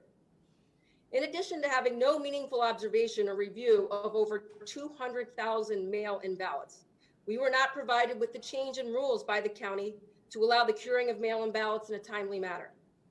On Thursday, October 29th, I received an email from Frank Dean, who ran the election for the county, with a list of ballots with what they described as defects, and if the voter had been contacted by the county to cure the defect. At the tour of the county, the canvass on November 1, we were shown bundled mail-in ballots divided by precinct, which the county identified as having a defect, and explained that those individuals had not cured these ballots as of November 1st.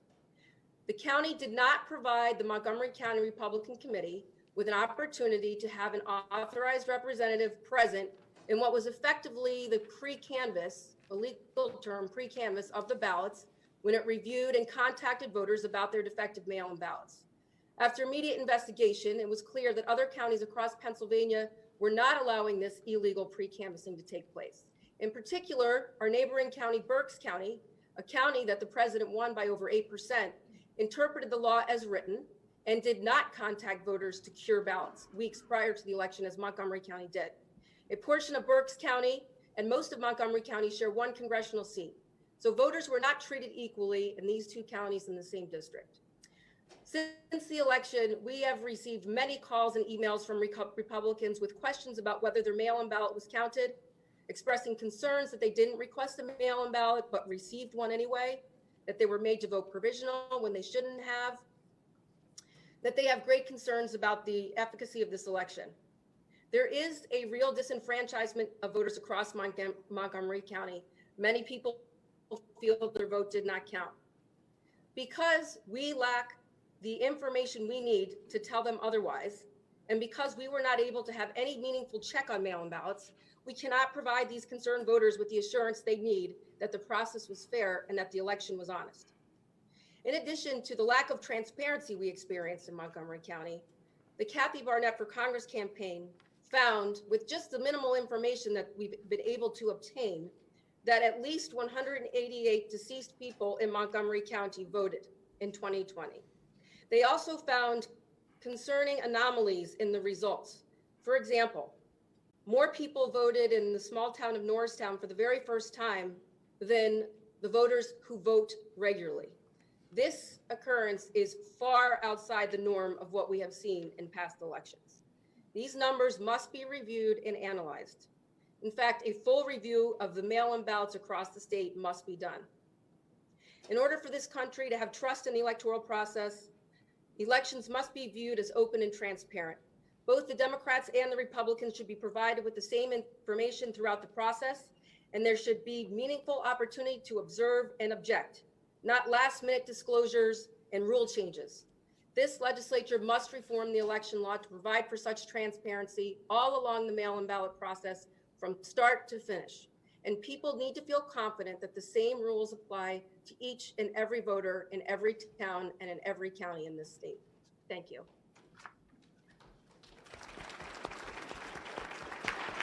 Okay, next member on the Zoom, are you up? Thank you. Do we have contact? She's still on. Okay, there you are. We're ready. Please proceed. For Julie Vahey. Oh, no, she's going. Go ahead. Hello, thank you for having me here today. My name is Julie Vahey, and I'm a resident of Montgomery County and the executive director of the Montgomery County Republican Committee. I'm here to speak with you today regarding my experience as an observer of the pre-canvass and canvass of the mail-in ballots. In Montgomery County, we had over 250,000 mail-in ballots requested for the general election. In the weeks leading up to the election, I personally trained over 100 volunteers to inspect and monitor the counting of these ballots to ensure the legitimacy of the vote in Montgomery County. Unfortunately, they were never given this opportunity. On Sunday, November 1st, during a walkthrough of the mail-in ballot facility, we learned that no watchers were permitted to inspect or even see the outside envelope of the ballot. After some significant pushback by our chairman, Liz Havey, the county agreed to allow 2 watchers inside the room, of which I was one. As an observer at the canvass, I was corralled into a small, narrow holding area, which is blocked off by tables and plexiglass barriers in the corner of the room. Due to the room layout and location of the holding area within the room, I only had visibility to the space where ballots were flattened and scanned. This was a huge area, and the closest scanner was roughly 6 feet away and the farthest approximately 25 yards away. From my position within the holding area, I had no visibility or access to the room where ballots were sorted, outside envelopes were inspected, and both outside and secrecy envelopes were open. The space was divided from the scanning room by a large white wall, blocking all visibility to the slicing machines, the Blue Crest sorter, and the ballot storage room. In my opinion, this was a totally separate room and not one room, as the county election board argued. During our walkthrough of the campus facility on Sunday, November 1st, we argued that this was a separate room and was told by the county chief operating officer that we would be able to view this space by security camera footage.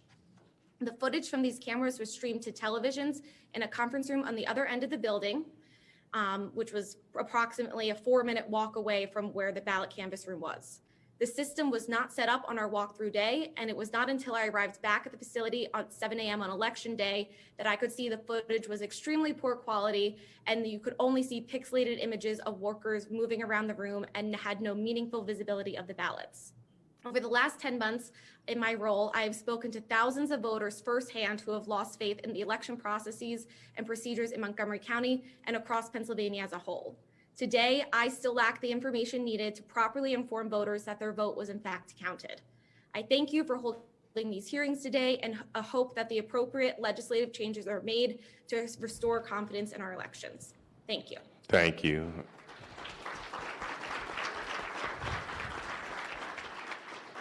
Facts are stubborn things, and I appreciate you guys laying it out there. It does make a difference. Mayor, if you can introduce the final panelists before we go to question and answer time. I believe there are 2 other.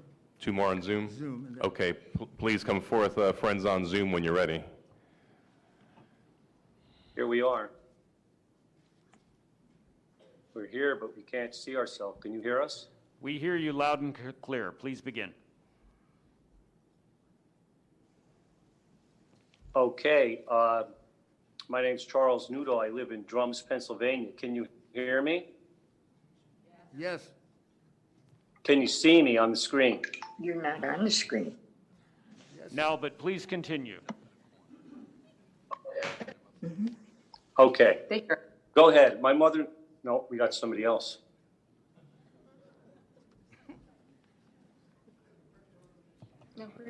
Well, let's go with what we got. Please can, start. Can you see us?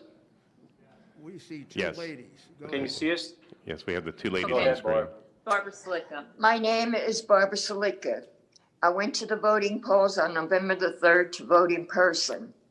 I waited 2 hours in line, and when I went in, I showed identification, and I was taken up to the polling place. The polling man showed me what to do, turned it on, and said, "Go ahead." I voted, and I printed it out. And when I got it and I looked at it, Trump was not on there. I voted for Trump and it wasn't there. My daughter, I called her over and I said to her, "Look, his vote is gone. I voted for him." So I called a poster over and he said, "It's not supposed to be seen. It's for privacy. Just put it through the scanner and you're done." It bothered me. It's been bothering me since because I voted, and was it counted or was it flipped? I don't know. And I'm speaking on my mom's behalf also as a witness. My name is Cheryl Nudo. I was there that day. I drove her to the polls. When she got done voting, she showed me the printout, and she was saying how the president's name that she voted for was not printed out when all the other delegates that she had voted for were on the printout. Me not knowing, because I had not voted yet, how the printout was supposed to look, we went to the pollster that was there and asked him why the president and vice president's name did not print out when all the other names of the candidates printed out that my mother had voted for. It seemed very strange, but not knowing any better, we asked, well, what is the next step? And he said, he said that it did not print out because that's for voters' privacy, that none of them vote, but none of them print out. So we asked him what the next step was, and he said to put it through the scanner. So that's what we did, and we left, and it seemed very odd. Then I went to where I live in Drums, Pennsylvania, which is about 10 miles south of where my mother voted. And I voted, no problem. Everything printed out just as, it should. And I scanned it through. So it just seemed very odd. And we wanted to report that in my mother's area, which was Fairview Township, it seemed very odd that it did not print out. Thank you. Okay, I'm Charles Nudo. And by the way, my mother-in-law is 84 years old. She forgot to mention that. Anyway, my wife then, I'm sorry, she's 80. My wife called me that day and she was distraught and told me everything they just told you. So I go to my polling place around 3:30, 4 o'clock here in Drums. And when I first walked in, a young gentleman came up to me, started explaining how to vote. And he said, take the stylus, make your choices, and then print it out with a printer that's underneath the machine. And I thought, that's odd. I've been voting since 1992. We never had to print a ballot. And I actually thought it was easier to vote in 92 on the World War II surplus voting machines with the curtain. You did your choices, opened the curtain, and they went ka-clink and everything went. All of a sudden, we have to print a ballot. So anyway, I'm pretty good with computers. I made my choices. I printed it out. All my choices are on there, from president on down ballot. And he said, now you have to put it in the scanner. And he turned over a sample ballot and pointed at a weird triangle in the corner and smiled at me. I didn't know what he meant. So I go over to the scanner And I'm wondering, well, a scanner works face down when you scan, because I have one at home. Do I put it in face down or face up? So he's already across the room talking to another gentleman that's about 20 years older than me, trying to tell him how to do it. And I said, are these face up or face down? And he just nodded. He didn't say either way. He just nodded yes. So I put it in face up. So I don't even know if it scanned the blank backside or the voting top side. And anyway, I overheard that conversation, not wittingly or that I wanted to. A man, I'm 58, he was about 78, saying, oh, they said to him, now do you understand? And he said, yeah, I think, but my memory's not too good. And when I walked out of there, I realized it's total voter suppression. My mother-in-law here did not even get a cell phone till last year, has never sat at a computer and keyed anything in her life, has no Wi-Fi or internet service at her house. Neither does my mother. She has a cell phone, but it's a flip type. And these are the people that went by the thousands or millions to our polls and had to go through this system. And I just wanted to point that out. And that's all I have. Thank you. Thank you. Thank you. Senator Mastriano, before we turn to our next panel, I want to note that Senator Camera Bartolotta has joined us from southwestern Pennsylvania on Zoom, and Senator Bob Mensch from the southeast. Doug. Thank you, Senator. Can we go over to the final Zoom panelists? Mr. Mayor, we have more? Oh, okay. Thank you, Scott. I think we have a surprise guest, Mr. Chairman. Okay. I'm sorry, is it my turn? Just hold off 1 second. Just give me a minute. Okay, it's really hard to hear you guys. One moment. All right. Are we ready, Molly? Jenna? Yes, sir. Okay. Mr. Chairman, may I introduce... Let them finish their testimony. I'm watching. It's fantastic. Well, you might as well. Okay. But let them finish their testimony. He wants to finish? He wants to finish. He wants to finish. Okay. All right. Okay, please, can you hear me on Zoom? If you can introduce yourself and proceed. Yeah, can you hear me? Yes, we got you loud and clear. Okay. My name is Olivia Jane Winters, and I'm a professional organizer and a business management consultant, and I live in Philadelphia. I actually was asked to be a minority inspector in 3615. That's the ward in the division. I was just purely doing this to help my mom out. She's a ward leader in a different area of the city. I'm actually I'm a registered Democrat, and I just wanted to help and make sure it was a fair election. I don't care who wins. I care that it's a fair election. I showed up to the polls at 6:30 in the morning. Immediately, I was met with a hostile attitude from all of the people that I had to work with. That would be the majority inspector, the poll watcher, the machine operator, and a committee man who was electioneering in the polls. He was wearing shirts and a hat and a mask for who to vote for. We are about like an hour and a half in the morning. We have a long line of people.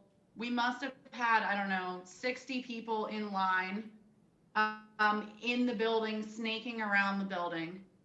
And a woman came up and said, I'd like to turn in my mail-in ballot so that I can vote in the booth.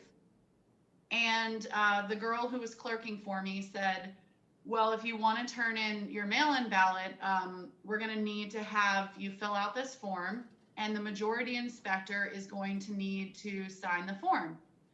The majority inspector had decided in the middle of the morning to go home and was not in the polling place for over 45 minutes. To my understanding, you as the minority, I'm sorry, not the majority inspector, the judge of elections, my apologies. She had gone home. And to my understanding, the judge of elections is not to leave the polling place.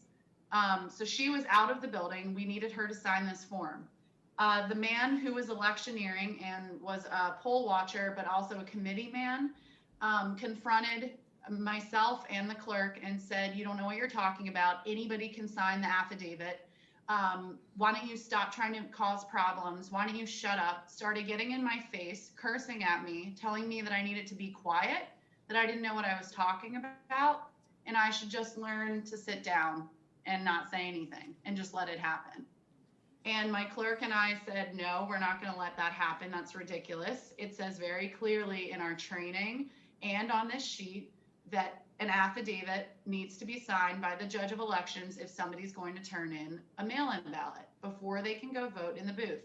We made her wait. Finally, the judge of elections came back. Not, of course, before he was threatening me. The majority inspector threatened to slap me in the face. And he told me that it was going to become a quote unquote racial issue.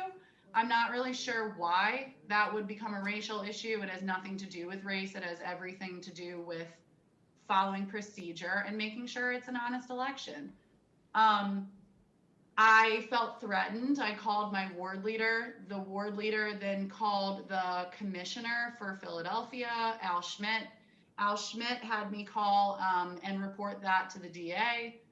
And then about an hour and a half after that, the majority inspector told me that she wanted to vote because we had a lull in people coming to the polls, so it was pretty quiet. And I looked her name up so that she could sign the book, and it said that she needed to remit her mail-in ballot or vote provisionally. She said, "Oh, I threw that in the trash." And I said, "Well, then you have to vote provisionally." And the machine operator and the same committee man / poll watcher who was electioneering that I mentioned before got up in my face again, told me that I didn't belong there, that I needed to shut up, started cursing expletives at me again, told me that they were going to allow her to do that and that I better be quiet about it. And then they let her go into the polls and vote. And she did not vote provisionally at all. She voted, and who knows, maybe she voted twice. Not to mention, it wasn't until I had actually called our ward leader, who had called the commissioner, who had called the DA, that they then sent representatives down to discuss this with me and defend me. I mean, I had maybe 6 men there because I was being threatened in the polling place. And the committee man that I mentioned earlier, who was threatening me, then got his cousin involved, who was working the polls as a poll watcher and was also wearing electioneering gear. She got up in my face, demanded to see my credentials, then tried to refuse to give them back to me, told me that they were illegitimate minority inspector certificates. They basically told me they were going to call my council rep and he was going to come down and make me leave. Just ridiculous threats. I then testified in a hearing for the city of Philadelphia for them on election day regarding this harassment.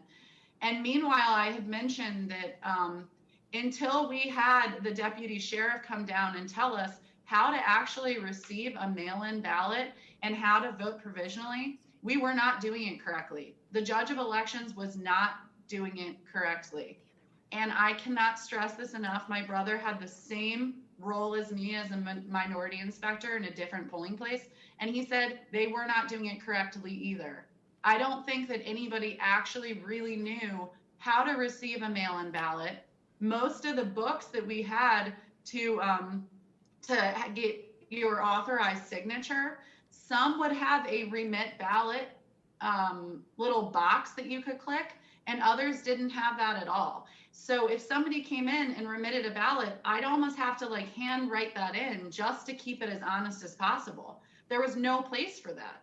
So I don't see really how they were keeping track of that, because you could easily do both. And I mean, it happened in front of me.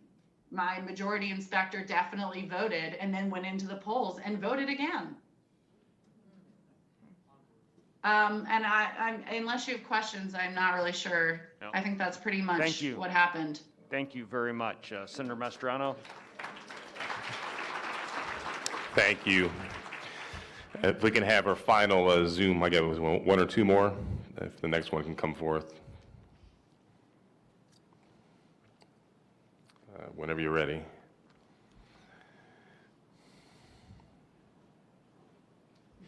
Okay, are you on?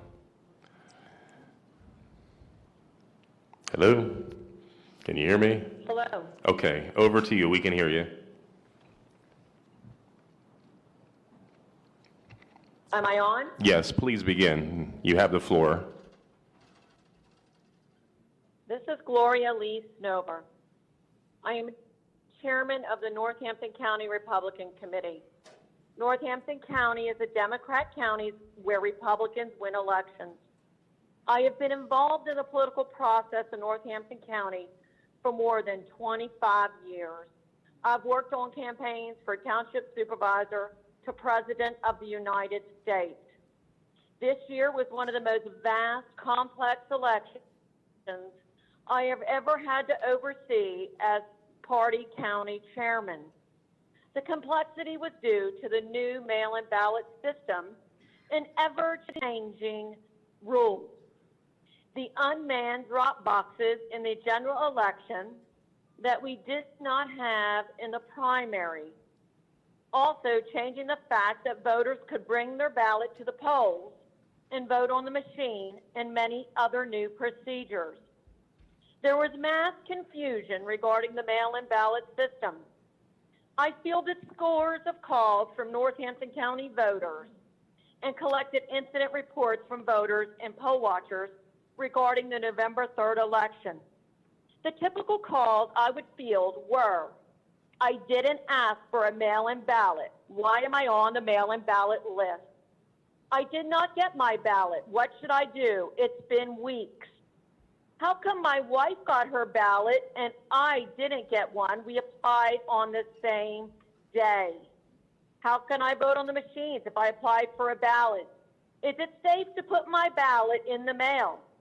My ballot says it wasn't received, and I turned it into the election office in person. My ballot says canceled. What does that mean? I voted in person, and it still says not counted. I've been on hold with the election office 70 minutes. What do I do? In turn, because of these questions, I had a number of phone calls and emails, correspondence with the election office and the county solicitor before Election Day, trying to make sure I was disseminating information correctly to the voters, volunteers, and the campaign. One call turned heated when the registrar threatened to turn me over to the district attorney for posting a picture of a voter ballot harvesting a large bag of ballots at a Northampton County drop box. It was my opinion the registrar was more concerned we exposed it rather than the fact that it was happening. The most pertinent information I have to offer this committee was my conversations with the election office regarding curing the disqualified naked ballots, which they unlawfully pre-canvassed before Election Day. They actually told me on the phone early in October, they felt them, they held them up to the light, they separated them out in different boxes. Reflecting back on these 3 weeks in the experience, the major concerns regarding this election are equal protection. Were the Democrats and Republicans treated the same? Were they given the same information and opportunity to vote? Did they equally have an opportunity to cure their disqualified ballot? Not in my county. There was no ability to properly witness the canvass of the mail-in ballots or see the actual ballots. Were there signatures? The solicitor told me there is absolutely no law that allows us to see the counting or to see the ballots. To this day, we have no idea what or whose ballots were counted. Another one, very strange. There's a pattern of reactivated old voter rolls that kept reoccurring on the SURE system. The SURE system is our Pennsylvania voter system. Scores of people that had not voted since the 1990s, more than 22 years ago, were all now reactivated and receiving mail-in ballots. People that didn't vote for Obama or Hillary were all of a sudden receiving mail-in ballots, setting up the opportunity for fraud on a massive scale that would go undetected because voters who never intended to vote would not know. The SURE system is not so sure. We also found in Northampton County more than 1,500 votes where the mail-in ballot was received in the election office on a date before it was even mailed. We have a problem with this election. Thank you for allowing me to share my election experience, and I plead with you to remedy the mail-in ballot process. Thank you. Thank you for your testimony. And our last Zoom, are you there? Can you hear me? And if so, please begin. Is there one more? Nope, that's it. Okay, I guess a Q&A.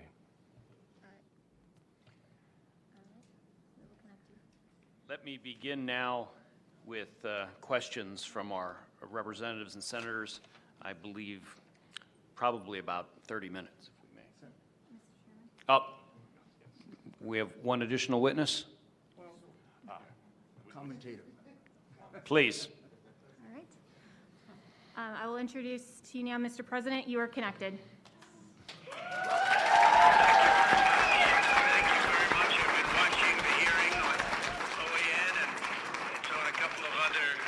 Networks, but I really appreciate being asked to speak, and I'm in the Oval Office right now, and it's very interesting to see what's going on, and this was an election that we won easily. We won it by a lot. A big energy official was on this morning on a important show and said there's no way Trump didn't win Pennsylvania because the energy industry was all for him. I saw, with my eyes what happened, and he told me horror stories, absolute horror stories. So this was very sad to say it. This election was rigged, and we can't let that happen. We can't let it happen for our country. And this election has to be turned around because we won Pennsylvania by a lot, and we won all of these swing states by a lot. Anybody watching television the night of the election was saying, wow, I was called by the biggest political people, congratulations, sir, on a big win. And all of a sudden, ballots were dumped all over the place, and a lot of horrible things happened. And everybody in that room, I want to thank all of the people that signed affidavits and all of the speakers. You're fantastic people. You're great patriots. I want to thank the senators for being there, and it's so important. Day before Thanksgiving, it really represents somebody. Between the voter suppression and all of the horrible things that happened to poll watchers, we have poll watcher affidavits piled up to the ceiling. They're all over. They were treated horribly all over this, all of these swing states. I mean, virtually all of the swing states. And many other things were happening that were horrible, just horrible. But the poll watchers weren't allowed to watch.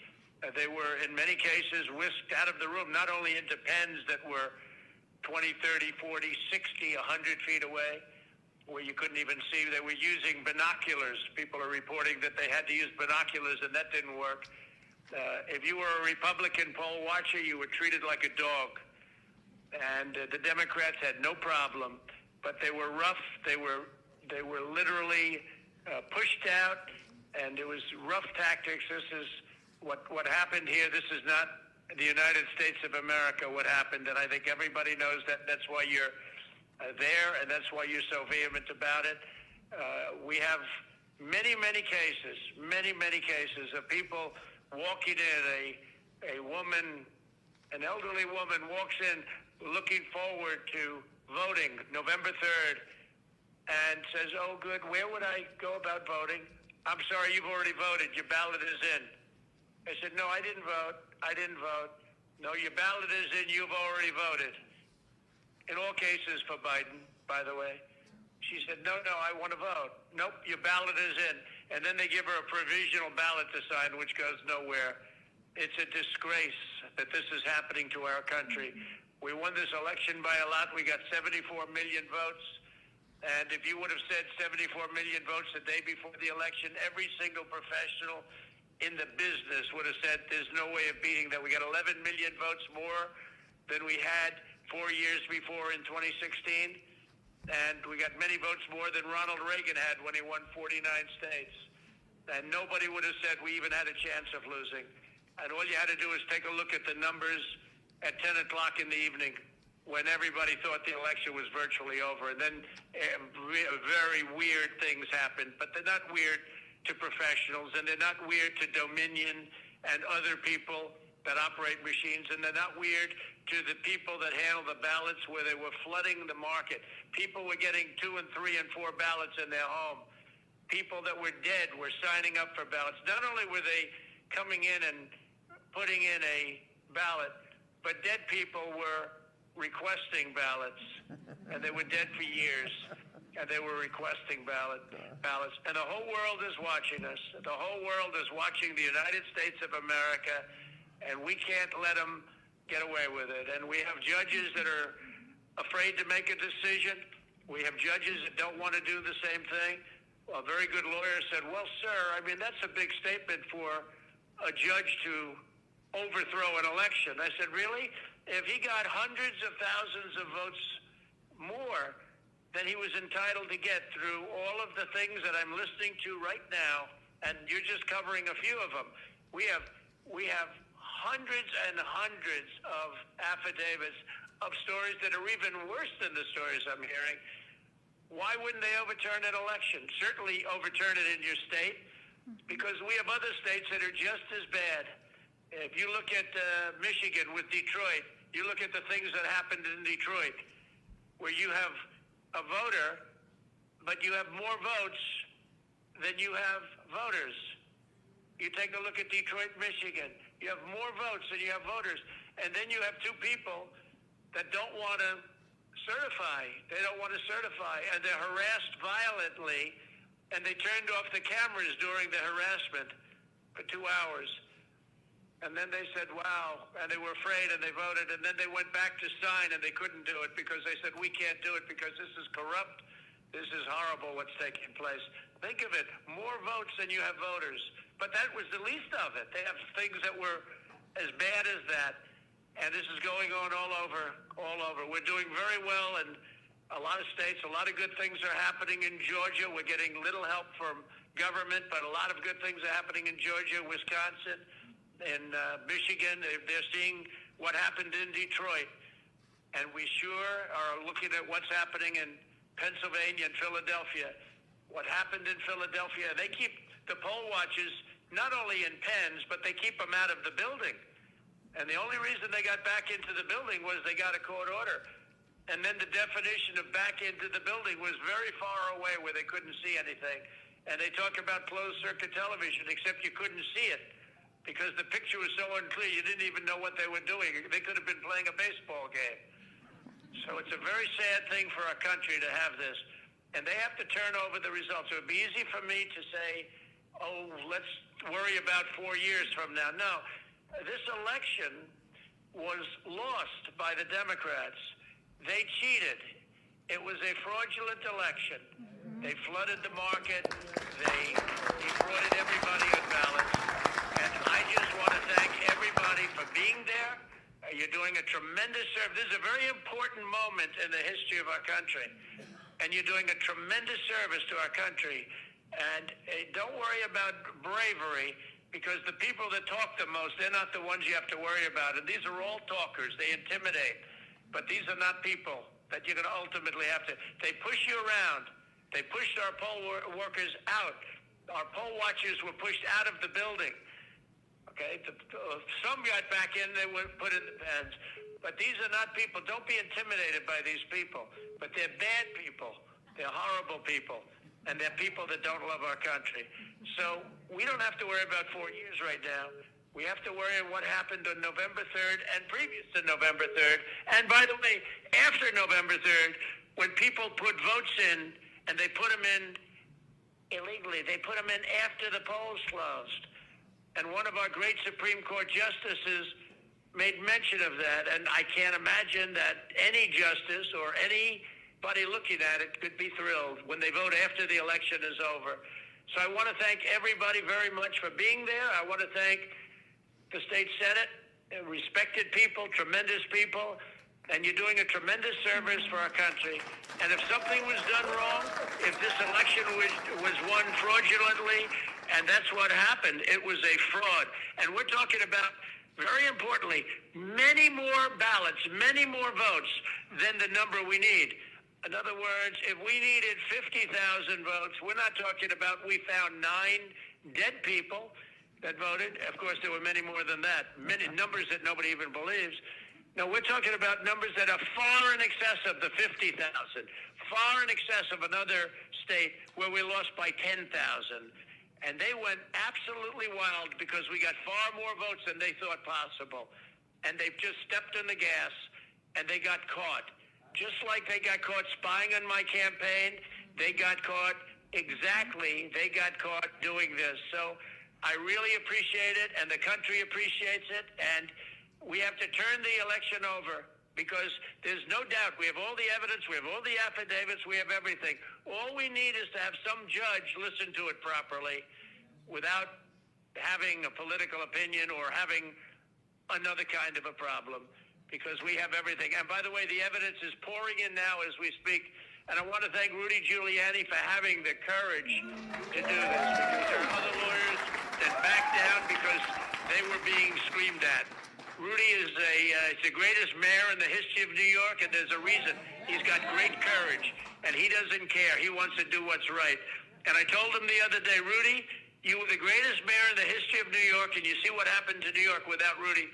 You were the greatest mayor, but this is more important. What you're doing now is far more important than being a great mayor of the city of New York and being its greatest mayor by far. By the way, by far.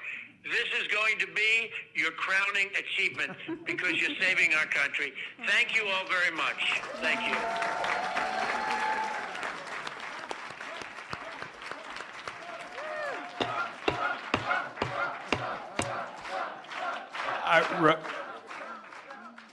I think what you've just heard guarantees that 100 years from now, that this is the most important public hearing ever held by this Senate committee. We turn now for our questions. Representative Ryan. First of all, thank you very much, Mayor, for being here and for all the testifiers. You know, 16 years ago this week, I was called out of retirement and recalled active duty to go to Iraq to do the elections in Iraq in January 30th, 2005. That was an extraordinarily secure election. As a former commanding officer of a civil affairs group and psychological operations command, I know how to do elections. And what happened in Pennsylvania from a process control perspective was absolutely a travesty. What I am concerned about is the remedy. How do we go from here? We see that there's a perspective from our council that a 1937 law provided the ability to appoint the electors to the Secretary of State. And I'm curious as to whether or not, sir, you believe a special prosecutor should be appointed at the federal level to look at all these irregularities, or whether or not there is still actions that can be done at the state level to ensure that the goal of what we're attempting to do is to ensure, as we did for the people in Iraq and as I did for the people in Haiti, to ensure that the results are fair, accurate, transparent, and a representation of the will of the people of the United States. Assemblyman, my suggestion would be, and of course there are several different remedies that you could have. One would be to declare that the votes that were not inspected properly be declared null and void in that county and deducted from the vote total. It's essentially what they do in Wisconsin. Wisconsin has the strictest absentee law in the country. They require an application for every ballot. And when they finish, they only count the number of absentee ballots that have an application. They deduct from the total from that county whatever are missing. So if you have 5,000 absentee ballots, but only 4,000 applications, you deduct 1,000 votes. And the reason they do that is to deter people from doing that in the future. Look at it this way. If you didn't deduct the 678,000 or whatever it is votes that were not counted, there's no penalty for it. What stops them from doing it again next time? And this is a question of not voters acting improperly. It's a question of the inferior officers of this state, because they're inferior to the legislature in this regard, acted improperly. They conducted a completely sham election. They're the ones who have to be penalized. It's a little like the exclusionary rule in criminal law. They've got to be taught you can't do that. The other thing you could do is you could demand to see all of the envelopes that were cast aside. I will virtually guarantee you're going to see a couple of 100,000 envelopes that have no names, partial names, the same name. You could ask to see the ballots. You're probably going to see ballots that are official and ballots that are unofficial. You have two major gaps. You have the 672,770 votes that were not inspected by anyone, secretly put into the ballot box. And then you have this gap that I don't understand between the mail-in ballots you sent out, 1.8 million, and the number you counted, 2.5 million. That's totally impossible to explain, other than what some of the witnesses were suggesting, that they were basically stuffing the ballot box. I believe what happened is they never expected to be behind by 700,000 or 800,000 votes on election night. They expected to be behind by a couple of 100,000. In Philadelphia, to steal a couple of 100,000 votes, they do it every year. And that's not going to be tough. Now you had a real big problem. So you had to create mail-in ballots. You had to stretch it out for a while. We didn't go into detail on the Dominion system, but we have two other experts who can show you how they injected votes into the Dominion system. And also, so I think I would settle this election, but I would definitely appoint a special prosecutor to prosecute the people who conducted this election. You might even ask just a general question: how could the governor and the elections commissioner, how could they have selected a company that counts our votes outside the United States? Amen. I didn't know that. Thank you. Thank you. Representative Mall, questions for any of our panelists? This is like our lightning round here to conclude. Thank you, Mr. Chairman. I think what I'm going to do is make more of a statement to throw out a timeline, because to try and reiterate what everyone else has already done, a couple of years ago, our Supreme Court in Pennsylvania very illegally redrew congressional maps. It's very clear in our Constitution that is a legislative act. Fast forward a couple of months ago, our Supreme Court rewrote our election law. Again, that needs to be done in statute. It is a legislative act.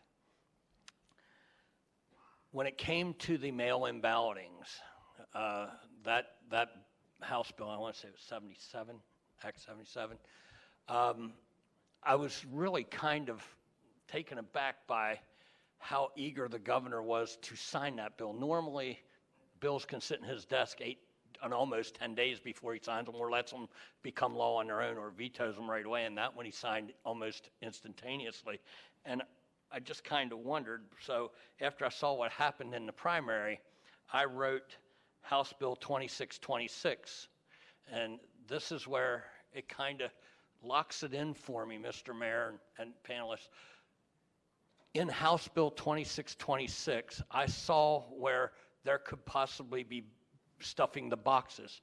So I said, simply, let's put a barcode on the bottom of every mail-out ballot so that the machine has to read a barcode that was accepted by the elections office. Before that ballot goes out, they zap it. When it comes back, if that barcode doesn't match one of the barcodes that they sent out, it gets kicked out.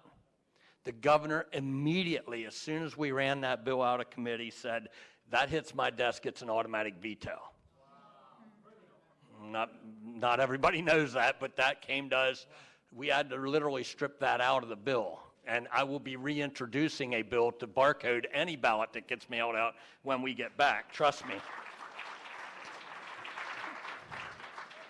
Then we have the drop boxes, the 3 days extra to vote, the ignoring the signatures and ignoring the postmarks. And I have to come to the conclusion that you did also. If it looks like corruption, smells like corruption, it's corruption. And we've got to get to the bottom of it. Thank you for being here. Thank you for your testimony. Appreciate it very much. Thank you, Mr. Chairman. Thank you. Senator Regan. Thank you, Mr. Mayor. Thank you so much for being here. Thank you to all our testifiers today. It's been very informative. My question, Mr. Mayor, you touched upon it.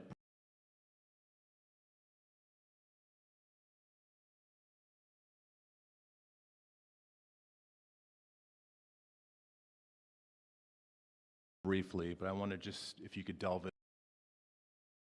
is going, and is there any evidence that's been presented to you, or are you made privy to any of this information? I'm sorry, Senator, I wouldn't be made privy to that, criminal investigations. And in my experience, criminal investigations, would take too long to help you in your most immediate decision. Criminal investigations could help you in your long-term decision as to how to reform so this never happens again, which I think you all will want to do. For example, not ever hiring again a company that counts votes in Frankfurt, Germany, that's owned by two Venezuelans who are very close to Hugo Chavez and Maduro. That's extraordinary. And unfortunately, we don't have the time to really analyze the votes. Although, if you want to go into greater detail, we have other forensic experts that can show you votes that were specifically put into the machine, because these machines have a back door that allows you to do that. So I would say the criminal proceedings are going to take 6 months to a year. What you have before you that you can verify is you have before you very, very clear evidence. It's not small. It's not as if these are a couple little mistakes that happen in every. I hear people say, oh, every election has a couple of little mistakes. Not 682,000 ballots that nobody got to inspect, that from time immemorial, we've never had trouble in America with absentee ballots. I've been in absentee ballot contests in New York, and they can be pretty vicious, and the language is worse than that poor lady experienced. But we would never think of having one without the Republican there and the Democrat there. Even in New York, we would never think of it. Here, they did it 700,000 times. That's an insult to the legislature, because you didn't provide for that. And you've got this gap of 700,000 unexplained mail-in ballots that come out of nowhere. So I think you have more than enough to say that this election, the numbers don't add up. It's easy to figure out what the right numbers are by excluding the illegal votes and count the honest votes, and the winner of the election changes. Thank you very much, sir. Thank you. Senator Mario Scavello. I'm just going to make a couple of comments. First, I want to thank everybody for coming out here today. We need your support, your continued support throughout this whole process, because we're going to also get the other side that don't want us to do anything at all, and we definitely need to do something. We need to correct this problem.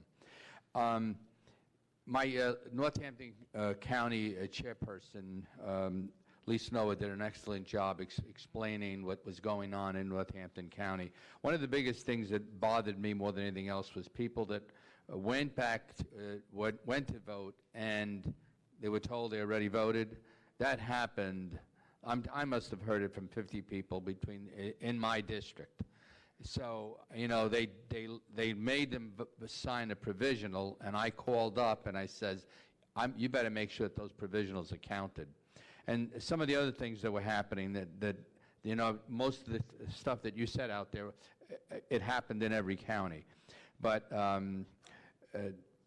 when you didn't want to vote with your absentee and you went in, you're supposed to get a ballot, not a provisional. And there were people out there that got provisionals. But just a little information for all of you.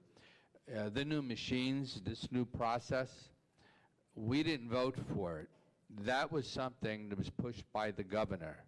He mandated that all of the counties had to go and change their system because he wanted some type of what we don't have is a form to see who voted or who voted. They want a certificate or something, a slip to see how you voted, who voted. And it's obvious that this system has not worked, and the people of Pennsylvania are not happy about it. Thank you. Thank you, sir. Thank you. Madam Majority Leader-elect. Thank you. First of all, I just want to say what they did in Philadelphia when they closed us out and made us go to court to do what we should have legally been able to do is a travesty to what we in Pennsylvania need to have confidence in our elections. That should never happen again, and we should probably tighten our law so that it can't. Secondly, I'm extremely bothered by the absentee ballot and the mail-in ballot request number being almost 700,000 off from what we received. And so we just did try to get on the Department of State, and they did take down their dashboard, so we can't even check it. So if you have any of that information, any pictures or any, website downloads, we would really appreciate having those because they took them down. So I don't know. Everything they do looks like they're trying to hide something, and it really, really continues to erode any kind of confidence in our process. Senator, what I would suggest is they decided that morning, or maybe a couple of days before, to exclude you because they knew what they were going to do. It wasn't done, it wasn't an accidental sort of whim to exclude all Republicans. It's unheard of to exclude all Republicans. They excluded you because of what you would see. You would see ballots that weren't properly filled out. You would see ballots that were filled out at the last minute. You would see them start to get reports of how far behind they were because they were connecting to Dominion and Smartmatic, and they were telling them how far behind they were. And you would have caught them right in the middle of the fraud. Why create this big problem for yourself of excluding Republicans in 6 states, hundreds and maybe thousands of them, if you're not doing something wrong? If you're doing something, as the senator said, that's kosher, come on, look, who cares? This big thing wasn't done because they were conducting an honest vote. It's kind of crazy to think that. This was done because they knew this is the only way they could steal this election. And when he was ahead by those numbers on Tuesday night, Wednesday morning, they panicked. I'll also tell you there's an expert witness who can testify that this pattern fits the pattern that Smartmatic used in 2 elections that they stole in South America. When the election was getting too far away, they called a halt in the voting count. Well, there was a halt called in 6 places, including in Pennsylvania. In one place, they made believe there was an overflowed water tank. It happened to be one little toilet bowl. They took a 2-hour halt, and in Michigan, They brought in 100,000 ballots through the back door and counted them with nobody observing them, except 3 people who happen to be remaining behind. That's evidence that's also in affidavits and could be presented to the Michigan legislature. Those people are willing to testify. And just one other thing, these people are very brave people. A lot of people aren't testifying.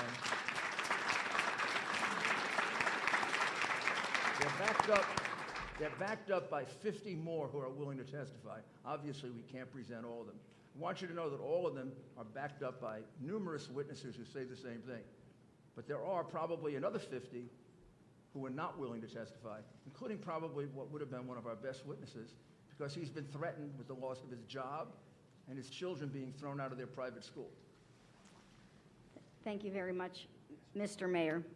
Thank you. Thank you, Senator. Let's try our Zoom capabilities here. Senator Michelle Brooks, calling in from northwestern Pennsylvania. Thank you, Senator Argyle. I did want to make a comment first. I join my colleagues in being concerned about the arbitrary Supreme Court decisions and their decision to decide to be legislators.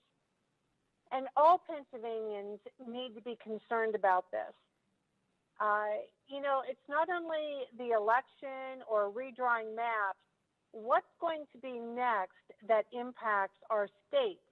And so not only do we need to be looking at what happened with this election, we need to be looking at how we can stop the Pennsylvania Supreme Court from wanting to legislate when that's not what they're supposed to be doing. And it's very disconcerting, the decisions they made contrary to state law in regards to this election.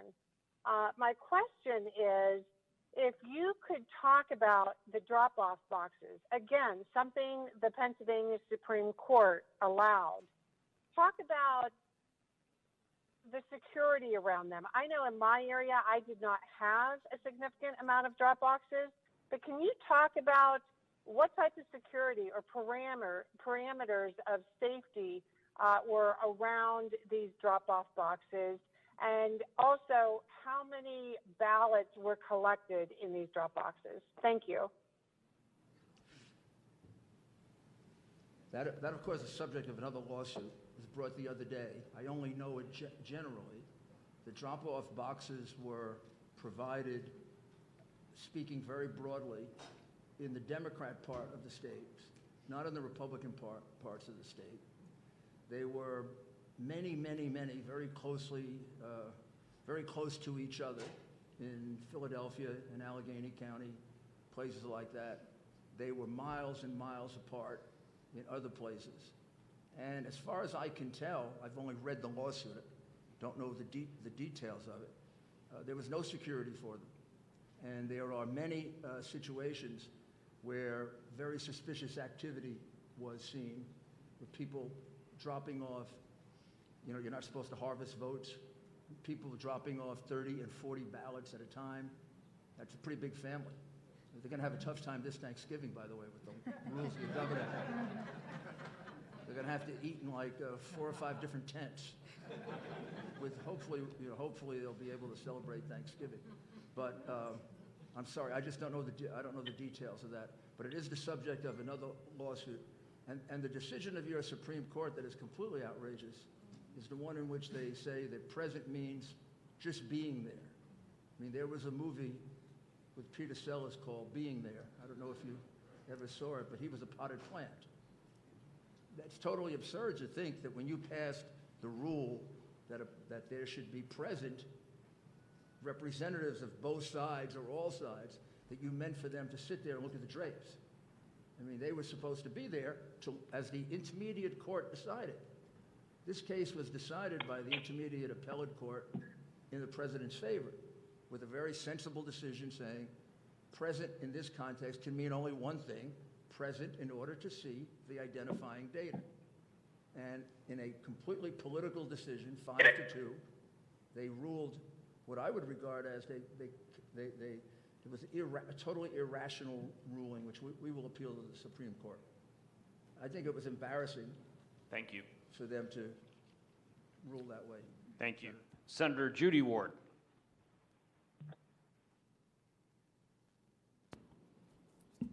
Thank you. And I also want to thank our testifiers today. They were incredibly brave, and what I heard today was so troubling to me. I don't know if I'll ever get it out of my head. And I'm sickened by the fact that it happened here on our watch. In regards to doing a forensic audit, would this be able to be done or be anywhere accurate? Does anybody know? I was just looking around for my two experts. He came over to tell me that all of the material that we have, forensic material we have, is archived, and we can easily make it available to you online, and you can look it over. I don't understand all of it, but maybe I have people help me understand it. But yes, you could do a forensic audit of the machines. Do it. And you can do that. Thank you. And I think it would be very, very helpful. I understand that even one machine would give you a great deal of information about how the whole system operates and how they slip votes in at various times. And you're not supposed to be connected to the internet in the counting room, but they were connected to the internet.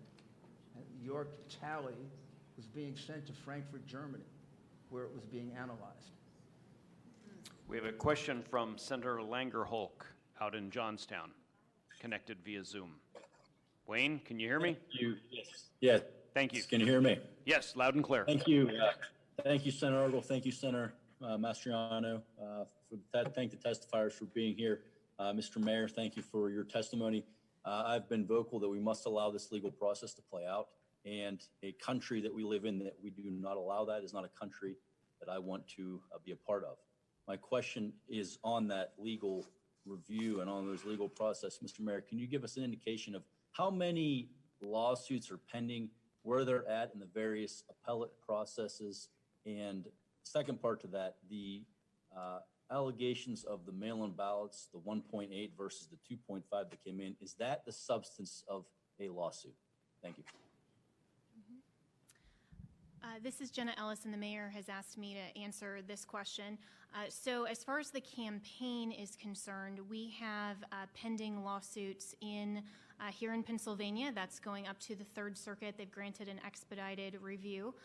We also have pending litigation in Nevada. We also have recounts in Georgia and Wisconsin, and we also have a pending lawsuit in Michigan.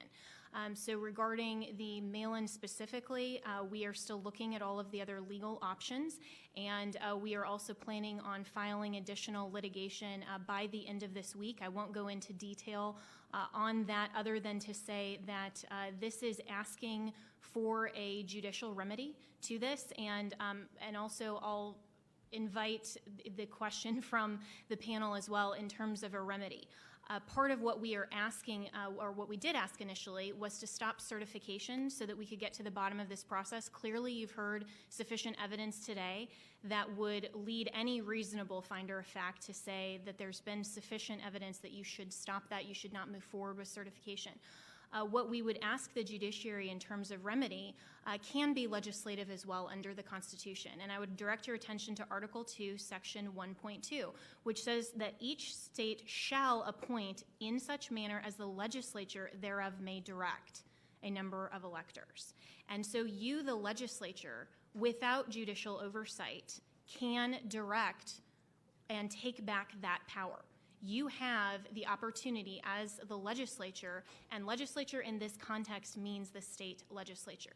So although there has been delegated authority to your Secretary of State and according to your law, at any time you can take back that power, and that is the provision and the protection that is embedded in the Constitution to make sure that when there are instances of corruption in a state, that the state legislature, which is the representatives of we the people, all of these wonderful people who are here today in Pennsylvania, and all of your constituencies who voted and who want their voice to be heard, because we are a government of the people, by the people, for the people.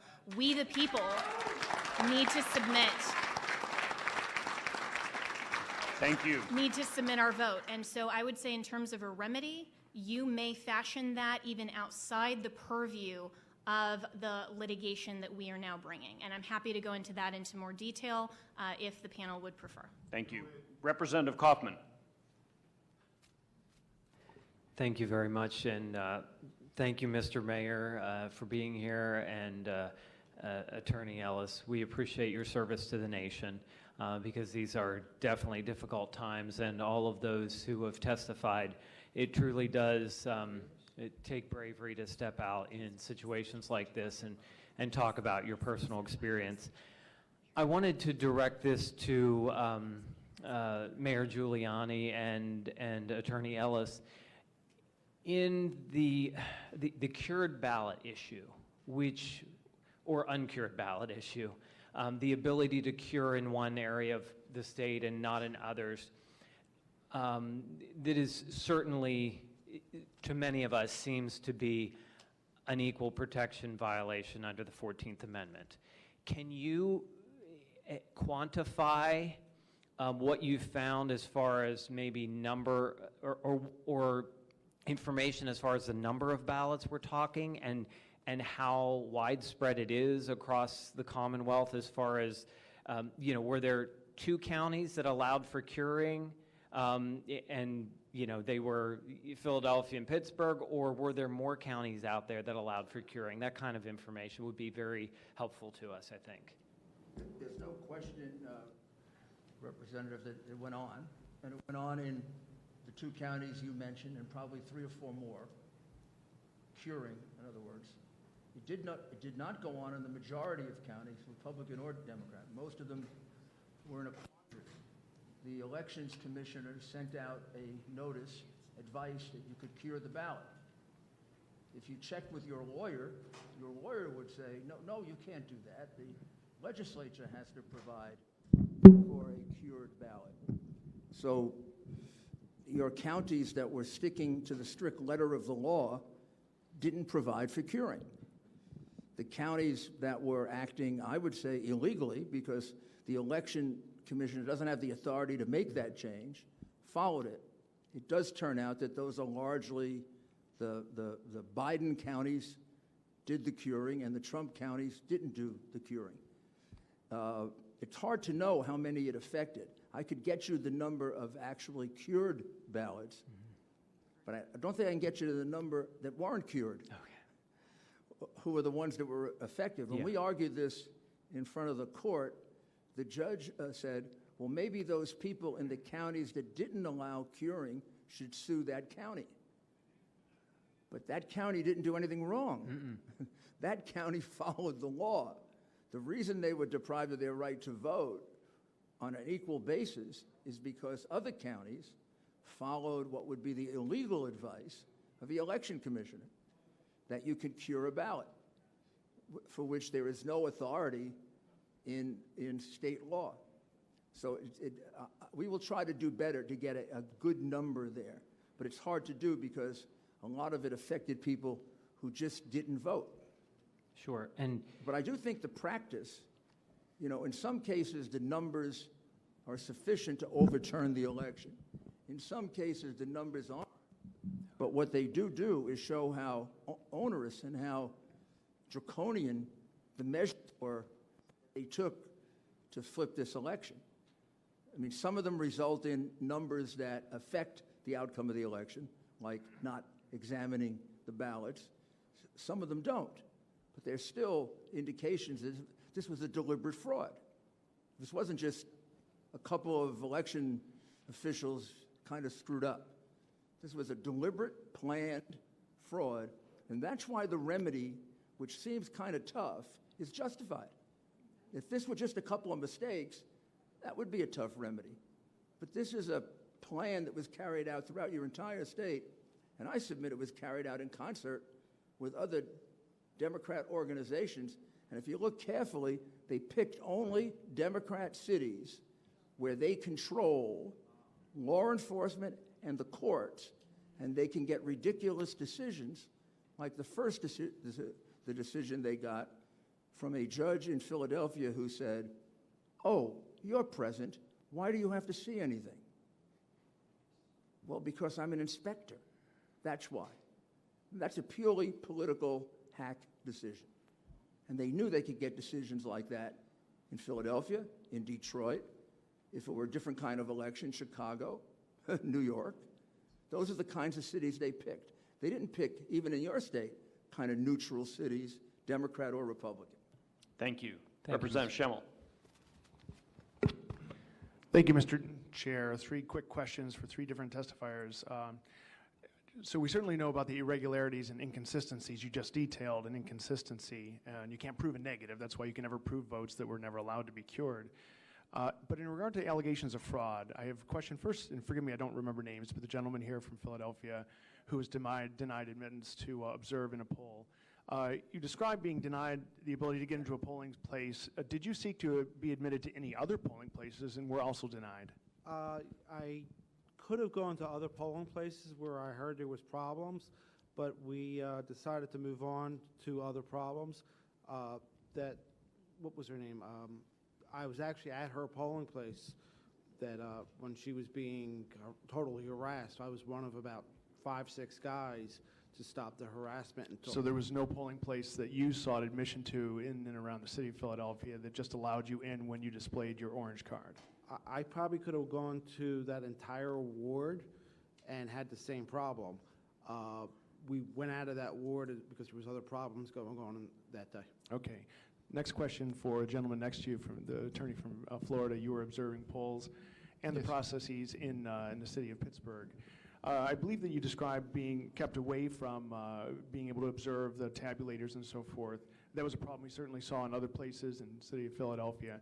When you were eventually allowed to get closer, where perhaps you could see the ballots and the votes, did you observe anything different about the behavior of the tabulators? Did their behavior change? Did their methodologies change? Anything to lead you to think that they were conducting the process one way when you weren't observing, and a different way when you were?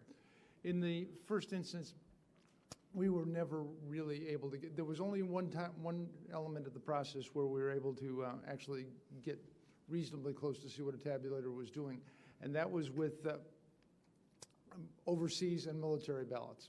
When overseas and military ballots come in, they come in a different format that's not readable by the machines, and so there's a individual that takes the ballots and then keys in the votes for the voters. And of that group, we could see about 3 or 4 of those people doing that transposition of those ballots. Beyond that, and that was for a very short period of time on actually Friday evening, Friday after the election, they were beginning to tabulate overseas and military ballots. With that singular exception, we couldn't actually see any ballot at that particular moment that you ask about. There was no opportunity to ever really see any ballot other than that situation. And there was one worker that was within, 8 or 10 feet of us at the edge. And we did, in fact, see him do 35 Biden military ballots all in a row, which we found to be kind of curious. But it did not, what he was doing did equate with the papers that he had in front of him. Okay, thanks. And my final question for Mr. Giuliani. You've alleged fraud within our voting system, and we've heard a lot of anecdotal evidence we have as representatives and senators, and you've presented a good deal today. But amongst the affidavits you have, do you have any affidavits from anyone who is could be qualified or could be quantified as a whistleblower, who actually was part of the fraud and is now willing to testify as to the fraud? Yes, we do. We have, I believe, I have to check this, but I believe sometimes I get the states a little confused. But I believe there are 3 that would need a subpoena to protect themselves in order to testify. Okay, and then I would presume that's and I would part say of your legal... at least one of them is a Democrat. Okay, I'm not that's sure the other two. part of your legal claims, I would assume. Yes, sir. Very good, thank you. And Thank you if all. there's a subpoena Thank you. process, we could work with them to come forward. And they're frightened for their jobs, and I don't want to make too much of it, but they're also frightened for their physical safety. I mean, this is a case in which one of our chief lawyers in the case, had to leave because his family was threatened, his little children were threatened, for representing the President of the United States. That's not America. Representative Jones.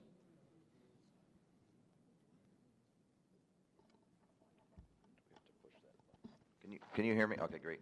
Thank you, Mr. Chairman. I appreciate it. Thanks to everyone who testified. I do have a question, but a couple just comments to sort of get on the record. For those that maybe think this is like we just don't like the result, that's not really the case. I've spent weeks since the election having numerous people go through data, and for the sake of time, I just want to highlight a couple of examples why some of these things just, at a minimum, they certainly make you scratch your head a little bit. One thing is voter registration trends that I've gone back, we went back to 2004 and all of the presidential elections, and pretty much without exception, the registration trends in a given county are a pretty good indicator of how the votes would go. Statewide, for example, Democrats had a 1.1 million, I'm rounding the numbers here, in 2012, about a 1.1 million voter registration advantage, and then President Obama won re-election. In 2016, that number was down to 900,000, just under 900,000, and as we know, President Trump won Pennsylvania by about 44,000 votes. In the months leading up to the election, Republicans were gaining about 5,000 to 10,000 votes, registrations at least, per week. I know that because I was spearheading our York, Pennsylvania for Trump effort in my spare time. And that what had been a 900,000 advantage at election day was down to about 680,000. Wow.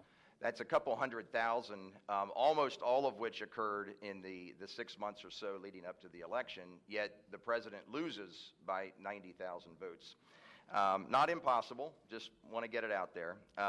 Let's drill down a little further. My home county of York County, which netted more votes for the president than any other in 2016, we had a 13,000 increase in Republican registrations. Democrats dropped 1,000, Republicans increased 12,000, yet the president's margin of victory decreased by 2,000. In Westmoreland County, there was a 26,000 vote swing, a county even smaller than York. Democrats saw a 10% decrease in registrations, yet Joe Biden outperformed Hillary Clinton by more than 20%.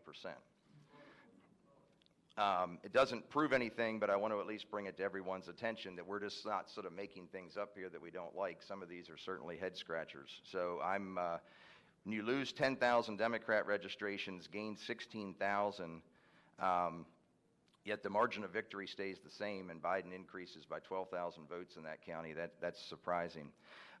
Lastly, if I may, I want to talk a little bit about, I don't know if the gentleman can testify or can return, but your witness on the gentleman with the military background on the voter fraud and so forth. Colonel Walsh.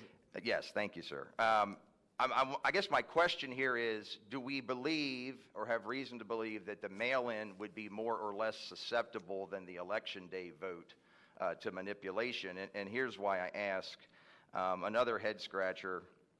I'm comparing Republican to Republican, Democrat to Democrat. We all know that Biden did better with mail-in, and that was expected because a lot more Democrats voted by mail, and of course the president did better on election day. Nothing to see there. However, when we compare President Trump to a relatively unknown candidate named Stacey Garrity, who was elected a Republican who won the race for treasurer, on election day, the president did 128,000 votes better than Ms. Garrity on election day. Not really all that surprising. A number of people don't vote down ballot and so forth. Yet with mail-in ballots, she did 41,000 better than the president. I have a hard time understanding that. Let's go to Joe Biden. We have a relatively well-known attorney general here, Democrat, Josh Shapiro, who won re-election. He On election day, he defeated Joe Biden by 52,000 votes. He did 52,000 better than Joe Biden. Yet with the mail-ins, Biden does 54,000 better than Shapiro.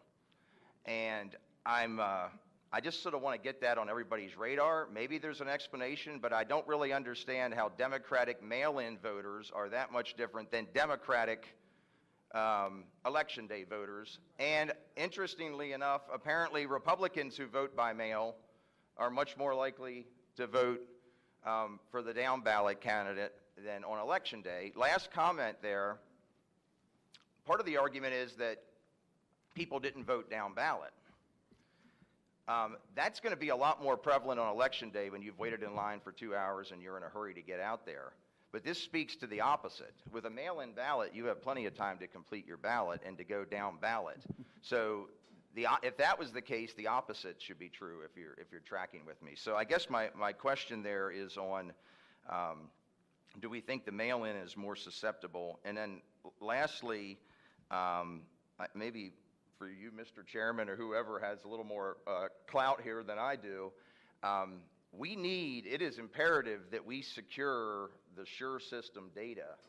And some of the things that we are questioning can be easily proven or disproven. We just want the facts. So for example, if we see huge numbers of inactive voters, I think one of the witnesses spoke to that. Did we see huge numbers of inactive voters on the mail-in side? That's all right there in the data. We know how frequently people voted. We know who requested mail-in ballots. Did we see multiple mail-in ballots going to the same address? It is mind-boggling the record turnout that we saw in a state where mail-in voting is brand new during a time of COVID, where the ground game was certainly hindered by that. Doesn't mean it didn't happen, but we have the data. This is a simple query of data. This is not a manual recount of ballots. This is a simple query of data that the state possesses, specifically to say, did significant numbers of mail-in ballots go to the same address? I could do that myself in probably 10 minutes if I had the data. And do we see large numbers of inactive voters coming out for a candidate who had very little enthusiasm? And maybe it all happened, but we don't have to speculate. The data is there, and I would suggest we have a look at that. So I apologize. Thank you for humoring me with that. It's just a topic we hadn't touched on very much. I wanted to throw some examples out, and I am curious if you feel the mail-in is more susceptible or less susceptible than the in-person voting. Representative Jones, the user's manual for specifically the Dominion and the ES&S suites, they do allow the administrator to batch process mail-in votes. So what that does is they process all the mail-in votes in a batch, and it can be a batch, they normally scan in batches of 50, but they can just chunk all of those votes into a batch file. The administrator then can select which candidate or which percentages of that mail-in ballot go to which candidate. So they're very susceptible to individual manipulation by an administrator operator. And would that be, if you were trying to move large numbers of votes, would it be more logical to do that through the mail-in where you had a large batch at a county level, or am I speculating too much there? Yes, no, and it's to do a manual recount of all those ballots is much more time consuming, and like we mentioned earlier, if they were mass produced, and they were single vote, then there is potential to add extra ballots to the count. Thank you very much, and I appreciate you giving me the time, Mr. Chairman. I also am just curious what we heard the testimony with the USB sticks in Delaware, why that's not being investigated. That seems like that would be criminal activity that we've heard here discussed, and where law enforcement is on that. Probably not your immediate concern, Mr. Mayor, but am curious about that as well. Thank you very much. Thank you. Representative Zimmerman. Yeah, thank you, Mr. Chairman, and thank you, Mayor, for coming to Pennsylvania, and all those willing to testify. Thank you so much. So just a comment and then also a question. So in Lancaster County, where I'm from, since May, we registered over 12,000 new Republicans, and a large percent of those ended up being Amish. they might understand the difference between freedom and socialism more than most of us. But I think probably the audience is here for that reason as well. So that's just a comment, just for your information. The question I have, Mayor, for you is that as legislators here in Pennsylvania, is there one or two things that you would advise us or suggest to us that we really concentrate on and or make a change? You know, what comes to mind that would be most important for us to really do here in Pennsylvania? Well, first thing, of course, as a lawyer for my client, along with Jenna, we would ask you not to certify and to certify the correct, honest votes, which I think can be arrived at several different ways. And probably the easiest way to arrive at it, just because of the huge number of votes, are the votes that were not properly inspected. And when I say properly inspected, they weren't inspected at all. You could almost consider them hidden votes counted in a back room where everybody was smoking cigars. And the reason you have a lot of votes without a down ballot, you're quite correct, Representative Jones, that it's much easier to fill out your home, you can fill out the down ballot, than rushing through a machine.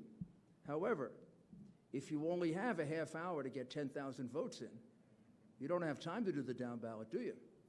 If you're sitting in a truck somewhere right near the place you're going to bring in shopping bags, and I don't think we have this evidence here, but we have this evidence in Michigan. We have evidence of trucks coming in with ballots in garbage pails and ballots in cardboard boxes. So maybe it's my prosecutor's paranoia, but it seems to me that those ballots were filled out that night. And you don't have time to vote for all those. You just got enough time to go. And that's why you get this strange anomaly that there are so many down ballots not filled out for Biden. Can I add one thing? Yes, sir. I learned as a lieutenant never to bring a problem to my superiors without a solution. That's one of the things I try to live to today. There are solutions that are available.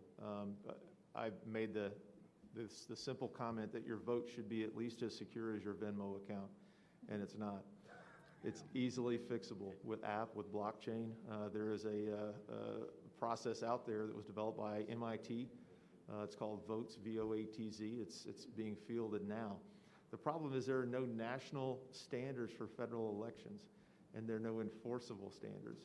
So if nothing else out of this election, if we have a set of enforceable standards and we use technology like blockchain to ensure that every vote going through the whole process is transparent from soup to nuts, then we can ensure a technologically advanced, secure election that's not, an individual vote may be manipulable, but batches of votes would not be. So, Great information. Thank you so much.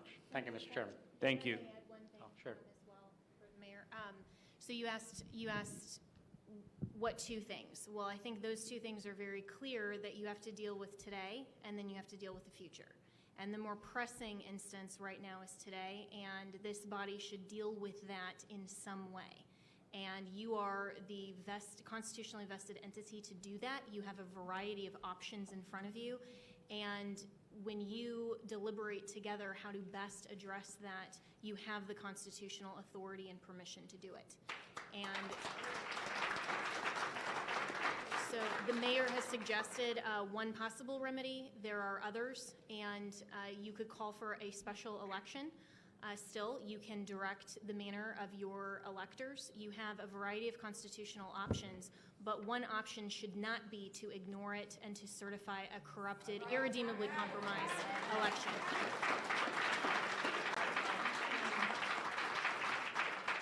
So we would ask that you deal with that today, and then for the future, look at all of these things that you've raised. Look at all of the voting machines. Look at all of these people who are interfering, really. You have an executive office and branch that is runaway. You have from your governor to your secretary of state to each of these individual election officers. This is election official fraud. And that's what's going on here. And for the sake of every future election, that should be addressed in the legislature, because you also have the constitutionally vested obligation to the people of the state to address that. So my recommendation, along with the mayor, and I sincerely applaud everything that he has said as well, and on behalf of our client, but on behalf of the nation. You're right when you say that this isn't just about overturning an election. It's not about deriving the outcome. That's what the fraudsters want to do. What we want to make sure of is that we, the people, get to select and prefer our commander-in-chief, and you have the obligation and the responsibility to ensure for the people of Pennsylvania that that Thank you. occurs. Thank you very much. Thank you. I believe we have Representative Metcalf on Zoom with one final question. Daryl? Can you hear me, Senator Argyle? Loud and clear. Thank you, sir. Thank you, Senator Argyle, Senator Mastriano, for hosting this very important hearing. It's very important to the future of our republic today. Thank you for the invitation to the House members that are joining you there today. Thank you for the invitation for me to join you via Zoom today, and thank you for the opportunity to provide some input and ask a question of Mayor Giuliani here today. But a lot of what's been talked about, and I really appreciate Mayor Giuliani and the attorney's initiative to the General Assembly to reassert our constitutional authority regarding the certification of this election. I am former state government committee chair that had oversight for the election law for many years. I served in that position not during the last term, but in the past, and we have battled in Pennsylvania to fight the fraud and fight the way that our election laws have been violated, not just for several cycles, but for decades. And we've actually had a state Senate race that was overturned, I believe, in the Philadelphia area back in the 90s because of fraud. So when we look at what has occurred here, and I really appreciate Mayor Giuliani bringing all of those individuals before us today to provide testimony at this hearing. And I think even more important, I hope that we get a chance to see that their testimony was heard in a court of law where a just ruling is found to protect every legal vote that was cast here in this election in November, and to discard all those votes that were not legally cast. And I think as we've been overwhelmed, as was mentioned by the senators at the beginning of this meeting, that as we came through election day, and prior up to that, we'd had 3.5 million people filing for unemployment because of the unconstitutional dictates of Wolf to shut down businesses and stop people from going to work in Pennsylvania. And we were just overwhelmed with those calls. But since election day, we have been overwhelmed with calls from individuals who are distraught over the future of our republic, the future of our future elections, and being able to ensure that people are having their legitimate legal votes counted to elect who's going to govern them. And right now, with the examples that were shown here today with these witnesses, a lot of the people have been calling my office and emailing me. They are demanding action. And as we've heard today, there's a lot of citizens out there that have important information that needs to be shared in the courtroom to ensure that these fraudulent activities, and it's not, I mean, a lot of times when people talk about fraud, they're thinking of impersonation, but that's not what we're talking about. We're talking about fraudulent activities as far as a fraudulent election, because they've not abided by the laws that have been passed by we the people through our elected legislature, as the U.S. Constitution, as our state constitution, as our laws provide for, to facilitate our elections. So, Mayor Giuliani, as we move forward, and I stand with Senator Mastriano and others that are there today. I actually sent an email out while I was listening to some of the testimony today given at the hearing to the whole Republican caucus in the Pennsylvania House to encourage them to sign on and listen to what was happening today with this information that I think they all need to hear, and that every Pennsylvanian, every American needs to hear, to help encourage our citizens, Mayor Giuliani, as you move forward in the court battle, I know the press has been continually, day after day, saying no evidence, no evidence, no evidence. Well, I think we heard a lot today. Do you expect that you're going to have an opportunity in the right level of courts in our state, in our nation, to have this evidence presented by some of these people here today and others that you have signing affidavits? Yes, I am. I'm certain that there will be a court decision that will allow us to present our evidence. The case in Pennsylvania was dismissed on a motion to dismiss, in which the judge made factual findings against us, basically saying he thought our claims were absurd. Of course, he has no right to do that on a motion to dismiss. On a motion to dismiss, he has to assume that everything we're saying is true, and I think it was just done to delay us. And I can't imagine a judge giving a correct decision here that wouldn't at least allow us to have a factual hearing. And the reason we came to you and some of the other state legislators is because I believe that we're being denied our right to a hearing by the courts.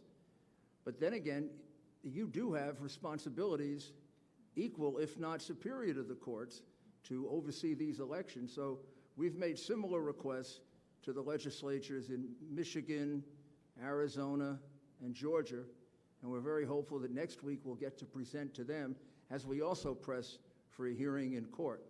I think it is really important for the American people to see these are not my claims or Jenna's claims or President Trump's claims, and many of these people came to us because they're so upset. These are the complaints of the American people, and I'm more than happy to make available to you an outline of the other affidavits. It would have been impossible to produce all the witnesses, but I can show you that for each one of these witnesses, there are anywhere from 15 to 50 other witnesses who saw the same thing. I have a list just in Pittsburgh alone of 27. I have a list in Philadelphia of 32. I have a list of about 40 witnesses on Cure. Even though the numbers aren't ascertainable, there's still a lot. None of the things we're saying to you are just arguments. This is evidence. I keep explaining to people, affidavits are the best evidence you can have until somebody actually gets into court and swears. And Thank you. Our evidence is under oath. Their claims are just claims. We have one additional question online Thank you. from Thank you. Representative. Thank you, sir. Thank you, Darrell. From Representative Kiefer. Thank you, Senator Argel. Thank you, Senator Argel. Thank you, Mayor Giuliani. Representative Don Kiefer. Thank you.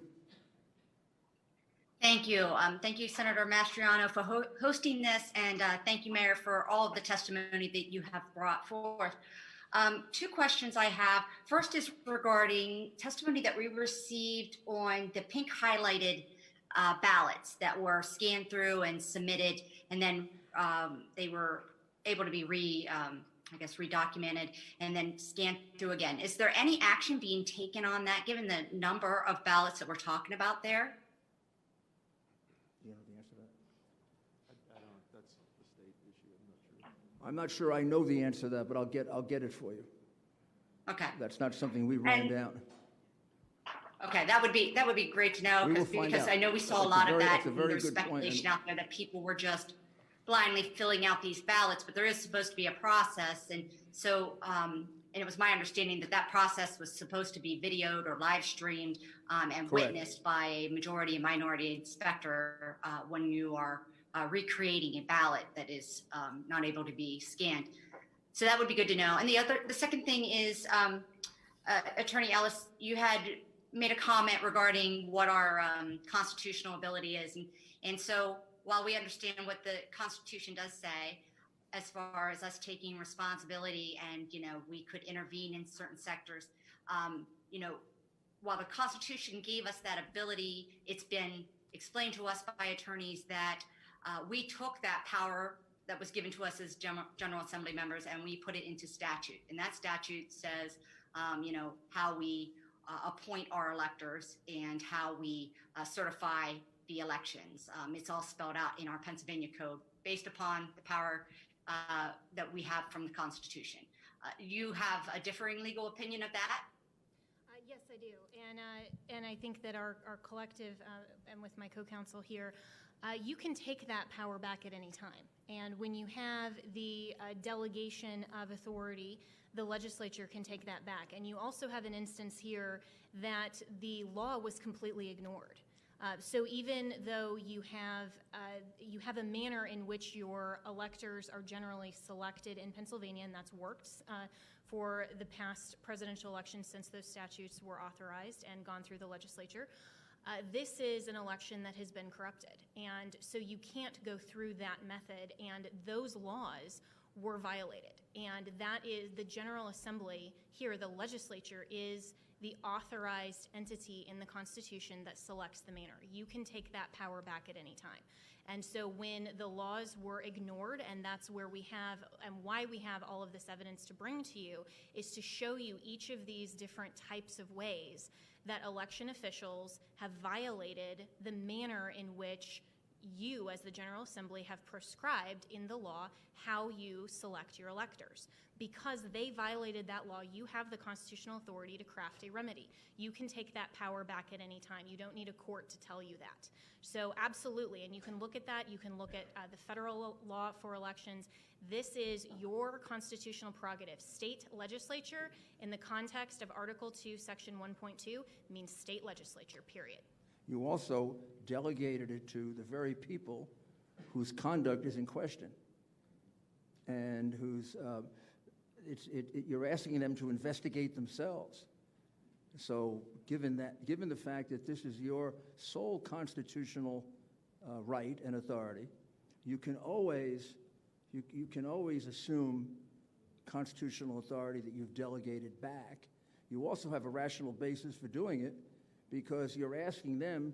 I mean, this was done, one might argue, or at least that's one of the interpretations of the fact, deliberately by the governor, by the elections commissioner, who issued absurd opinions telling people to violate the law.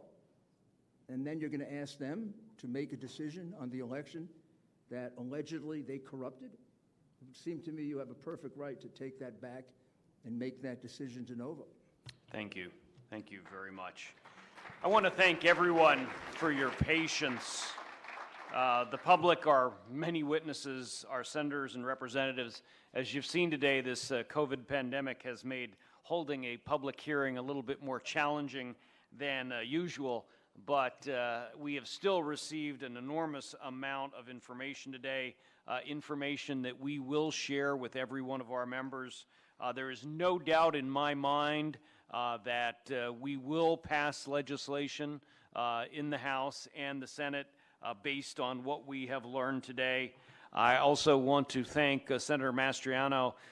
Doug and his staff have been enormously helpful today.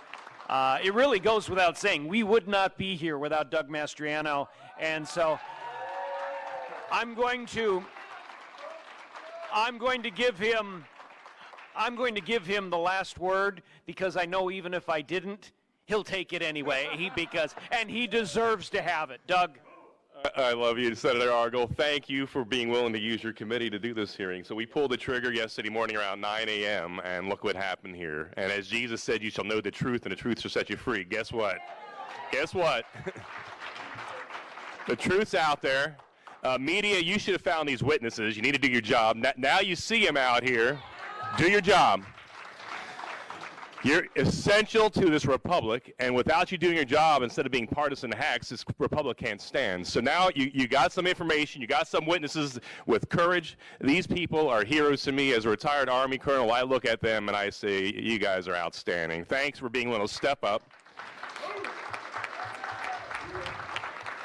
Because I am cognizant that the so-called tolerant people on the left will not show much love or tolerance to people they disagree with. And so thank you for standing, because you're your warriors being able to stand for and save this republic. So thank you for going forward here. I mean, indeed, I started this off quoting from John Adams. We are in Adams County. You know, facts are stubborn things. There's a lot of hard facts out there, and guess what? As history and change in 1863 in Gettysburg, back then, it's July 1st, 2nd, and 3rd. So on this day, history is changing for our country and state back at Gettysburg once again.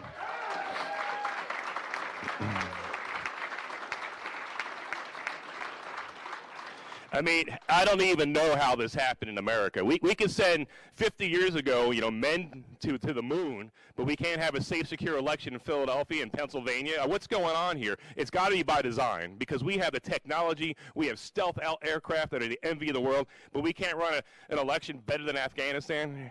Congressman Perry, you and I are in Afghanistan, and I don't know how in the heck Afghanistan has more secure, safe elections than Pennsylvania does. I mean, beam me up, Scotty. There's no sign of intelligent life anywhere. Really? We move heaven and earth with American dollars to secure elections in Iraq and Afghanistan and elsewhere. We can't do it in our own state. It's by design. There's people in Pennsylvania not interested in safe, secure elections, and we have to correct this. There's two things that need to happen. First off, we need to make sure the real winner is sent forth from this presidential election. And number two,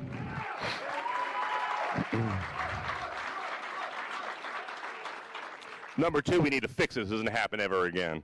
You know, I can't believe we're having this conversation here in Pennsylvania. You know, this is the kind of stuff I hear about that goes on in Belarus under Lukashenko, or in Russia under Putin, under Saddam Hussein's Iraq. Really? Here in our state? I mean, this is disgusting to me. You know, I watched when I was doing strategy in Russia, you know, Putin's people stuffing ballot boxes. The same thing that happened in Pennsylvania. When I saw that 15, 20 years ago, I was like, well, thank God we're not like that. What happened? What happened? And we're not going to let it stand. You know, I saw, you have to forgive people because we are a constitutional republic, so I'll forgive those that say democracy, but I saw one man had a sign in Philadelphia, and the irony wasn't lost on me. Democracy dies in Philadelphia. Can you imagine the irony of that? You know, where the light of liberty was lit in 1776, it transformed this world, where in this very same state, a new birth of freedom. And then, of course, let's not forget 2001, Todd Beamer, let's roll. You know what? It's our time to roll. This is no time. You know, democracy can die in darkness, in dark rooms with no transparency and accountability. We're shining light on this darkness here. We're going to take our state back. We're not standing aside in this hour. You know, as Representative Metcalf rightly said, in 1994, there was so much shenanigans and cheating in the Marks versus Stinson case that a federal district judge threw out the election results, took a senator out of Harrisburg, state senator, and put the Republican in because the election results were so corrupted. So we do have a precedent here, federal courts, and I hope you take a hard look at that here. Has our election results in Pennsylvania at the presidential and other levels been so corrupted that the results have to be thrown out? That's going to be a case you're going to have to make before the Supreme Court there, but it sure sounds like something stinks in Denmark or in Philadelphia. I don't know. You know, one vote, one person, one legal vote per person, and any cheating goes in there disenfranchises an American. And I can't believe this is happening here, and we're not going to let it stand. I don't know why it's so hard. You know, I know it's hard because this has been going on here for a lot longer than we imagine. But in Galatians 6:9, we're told by St. Paul, grow not weary doing good, because in due time you'll reap your harvest. We're going to reap our harvest.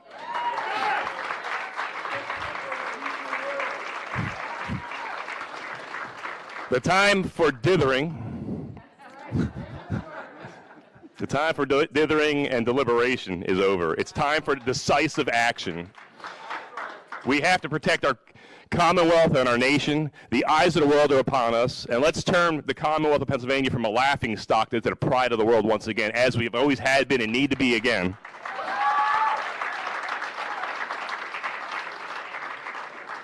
This is our day, this is our hour, this is our time.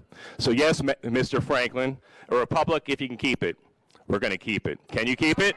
Can you? Will you? We're going to keep the republic. Thank you, and God bless you all. Thank you all. We stand adjourned.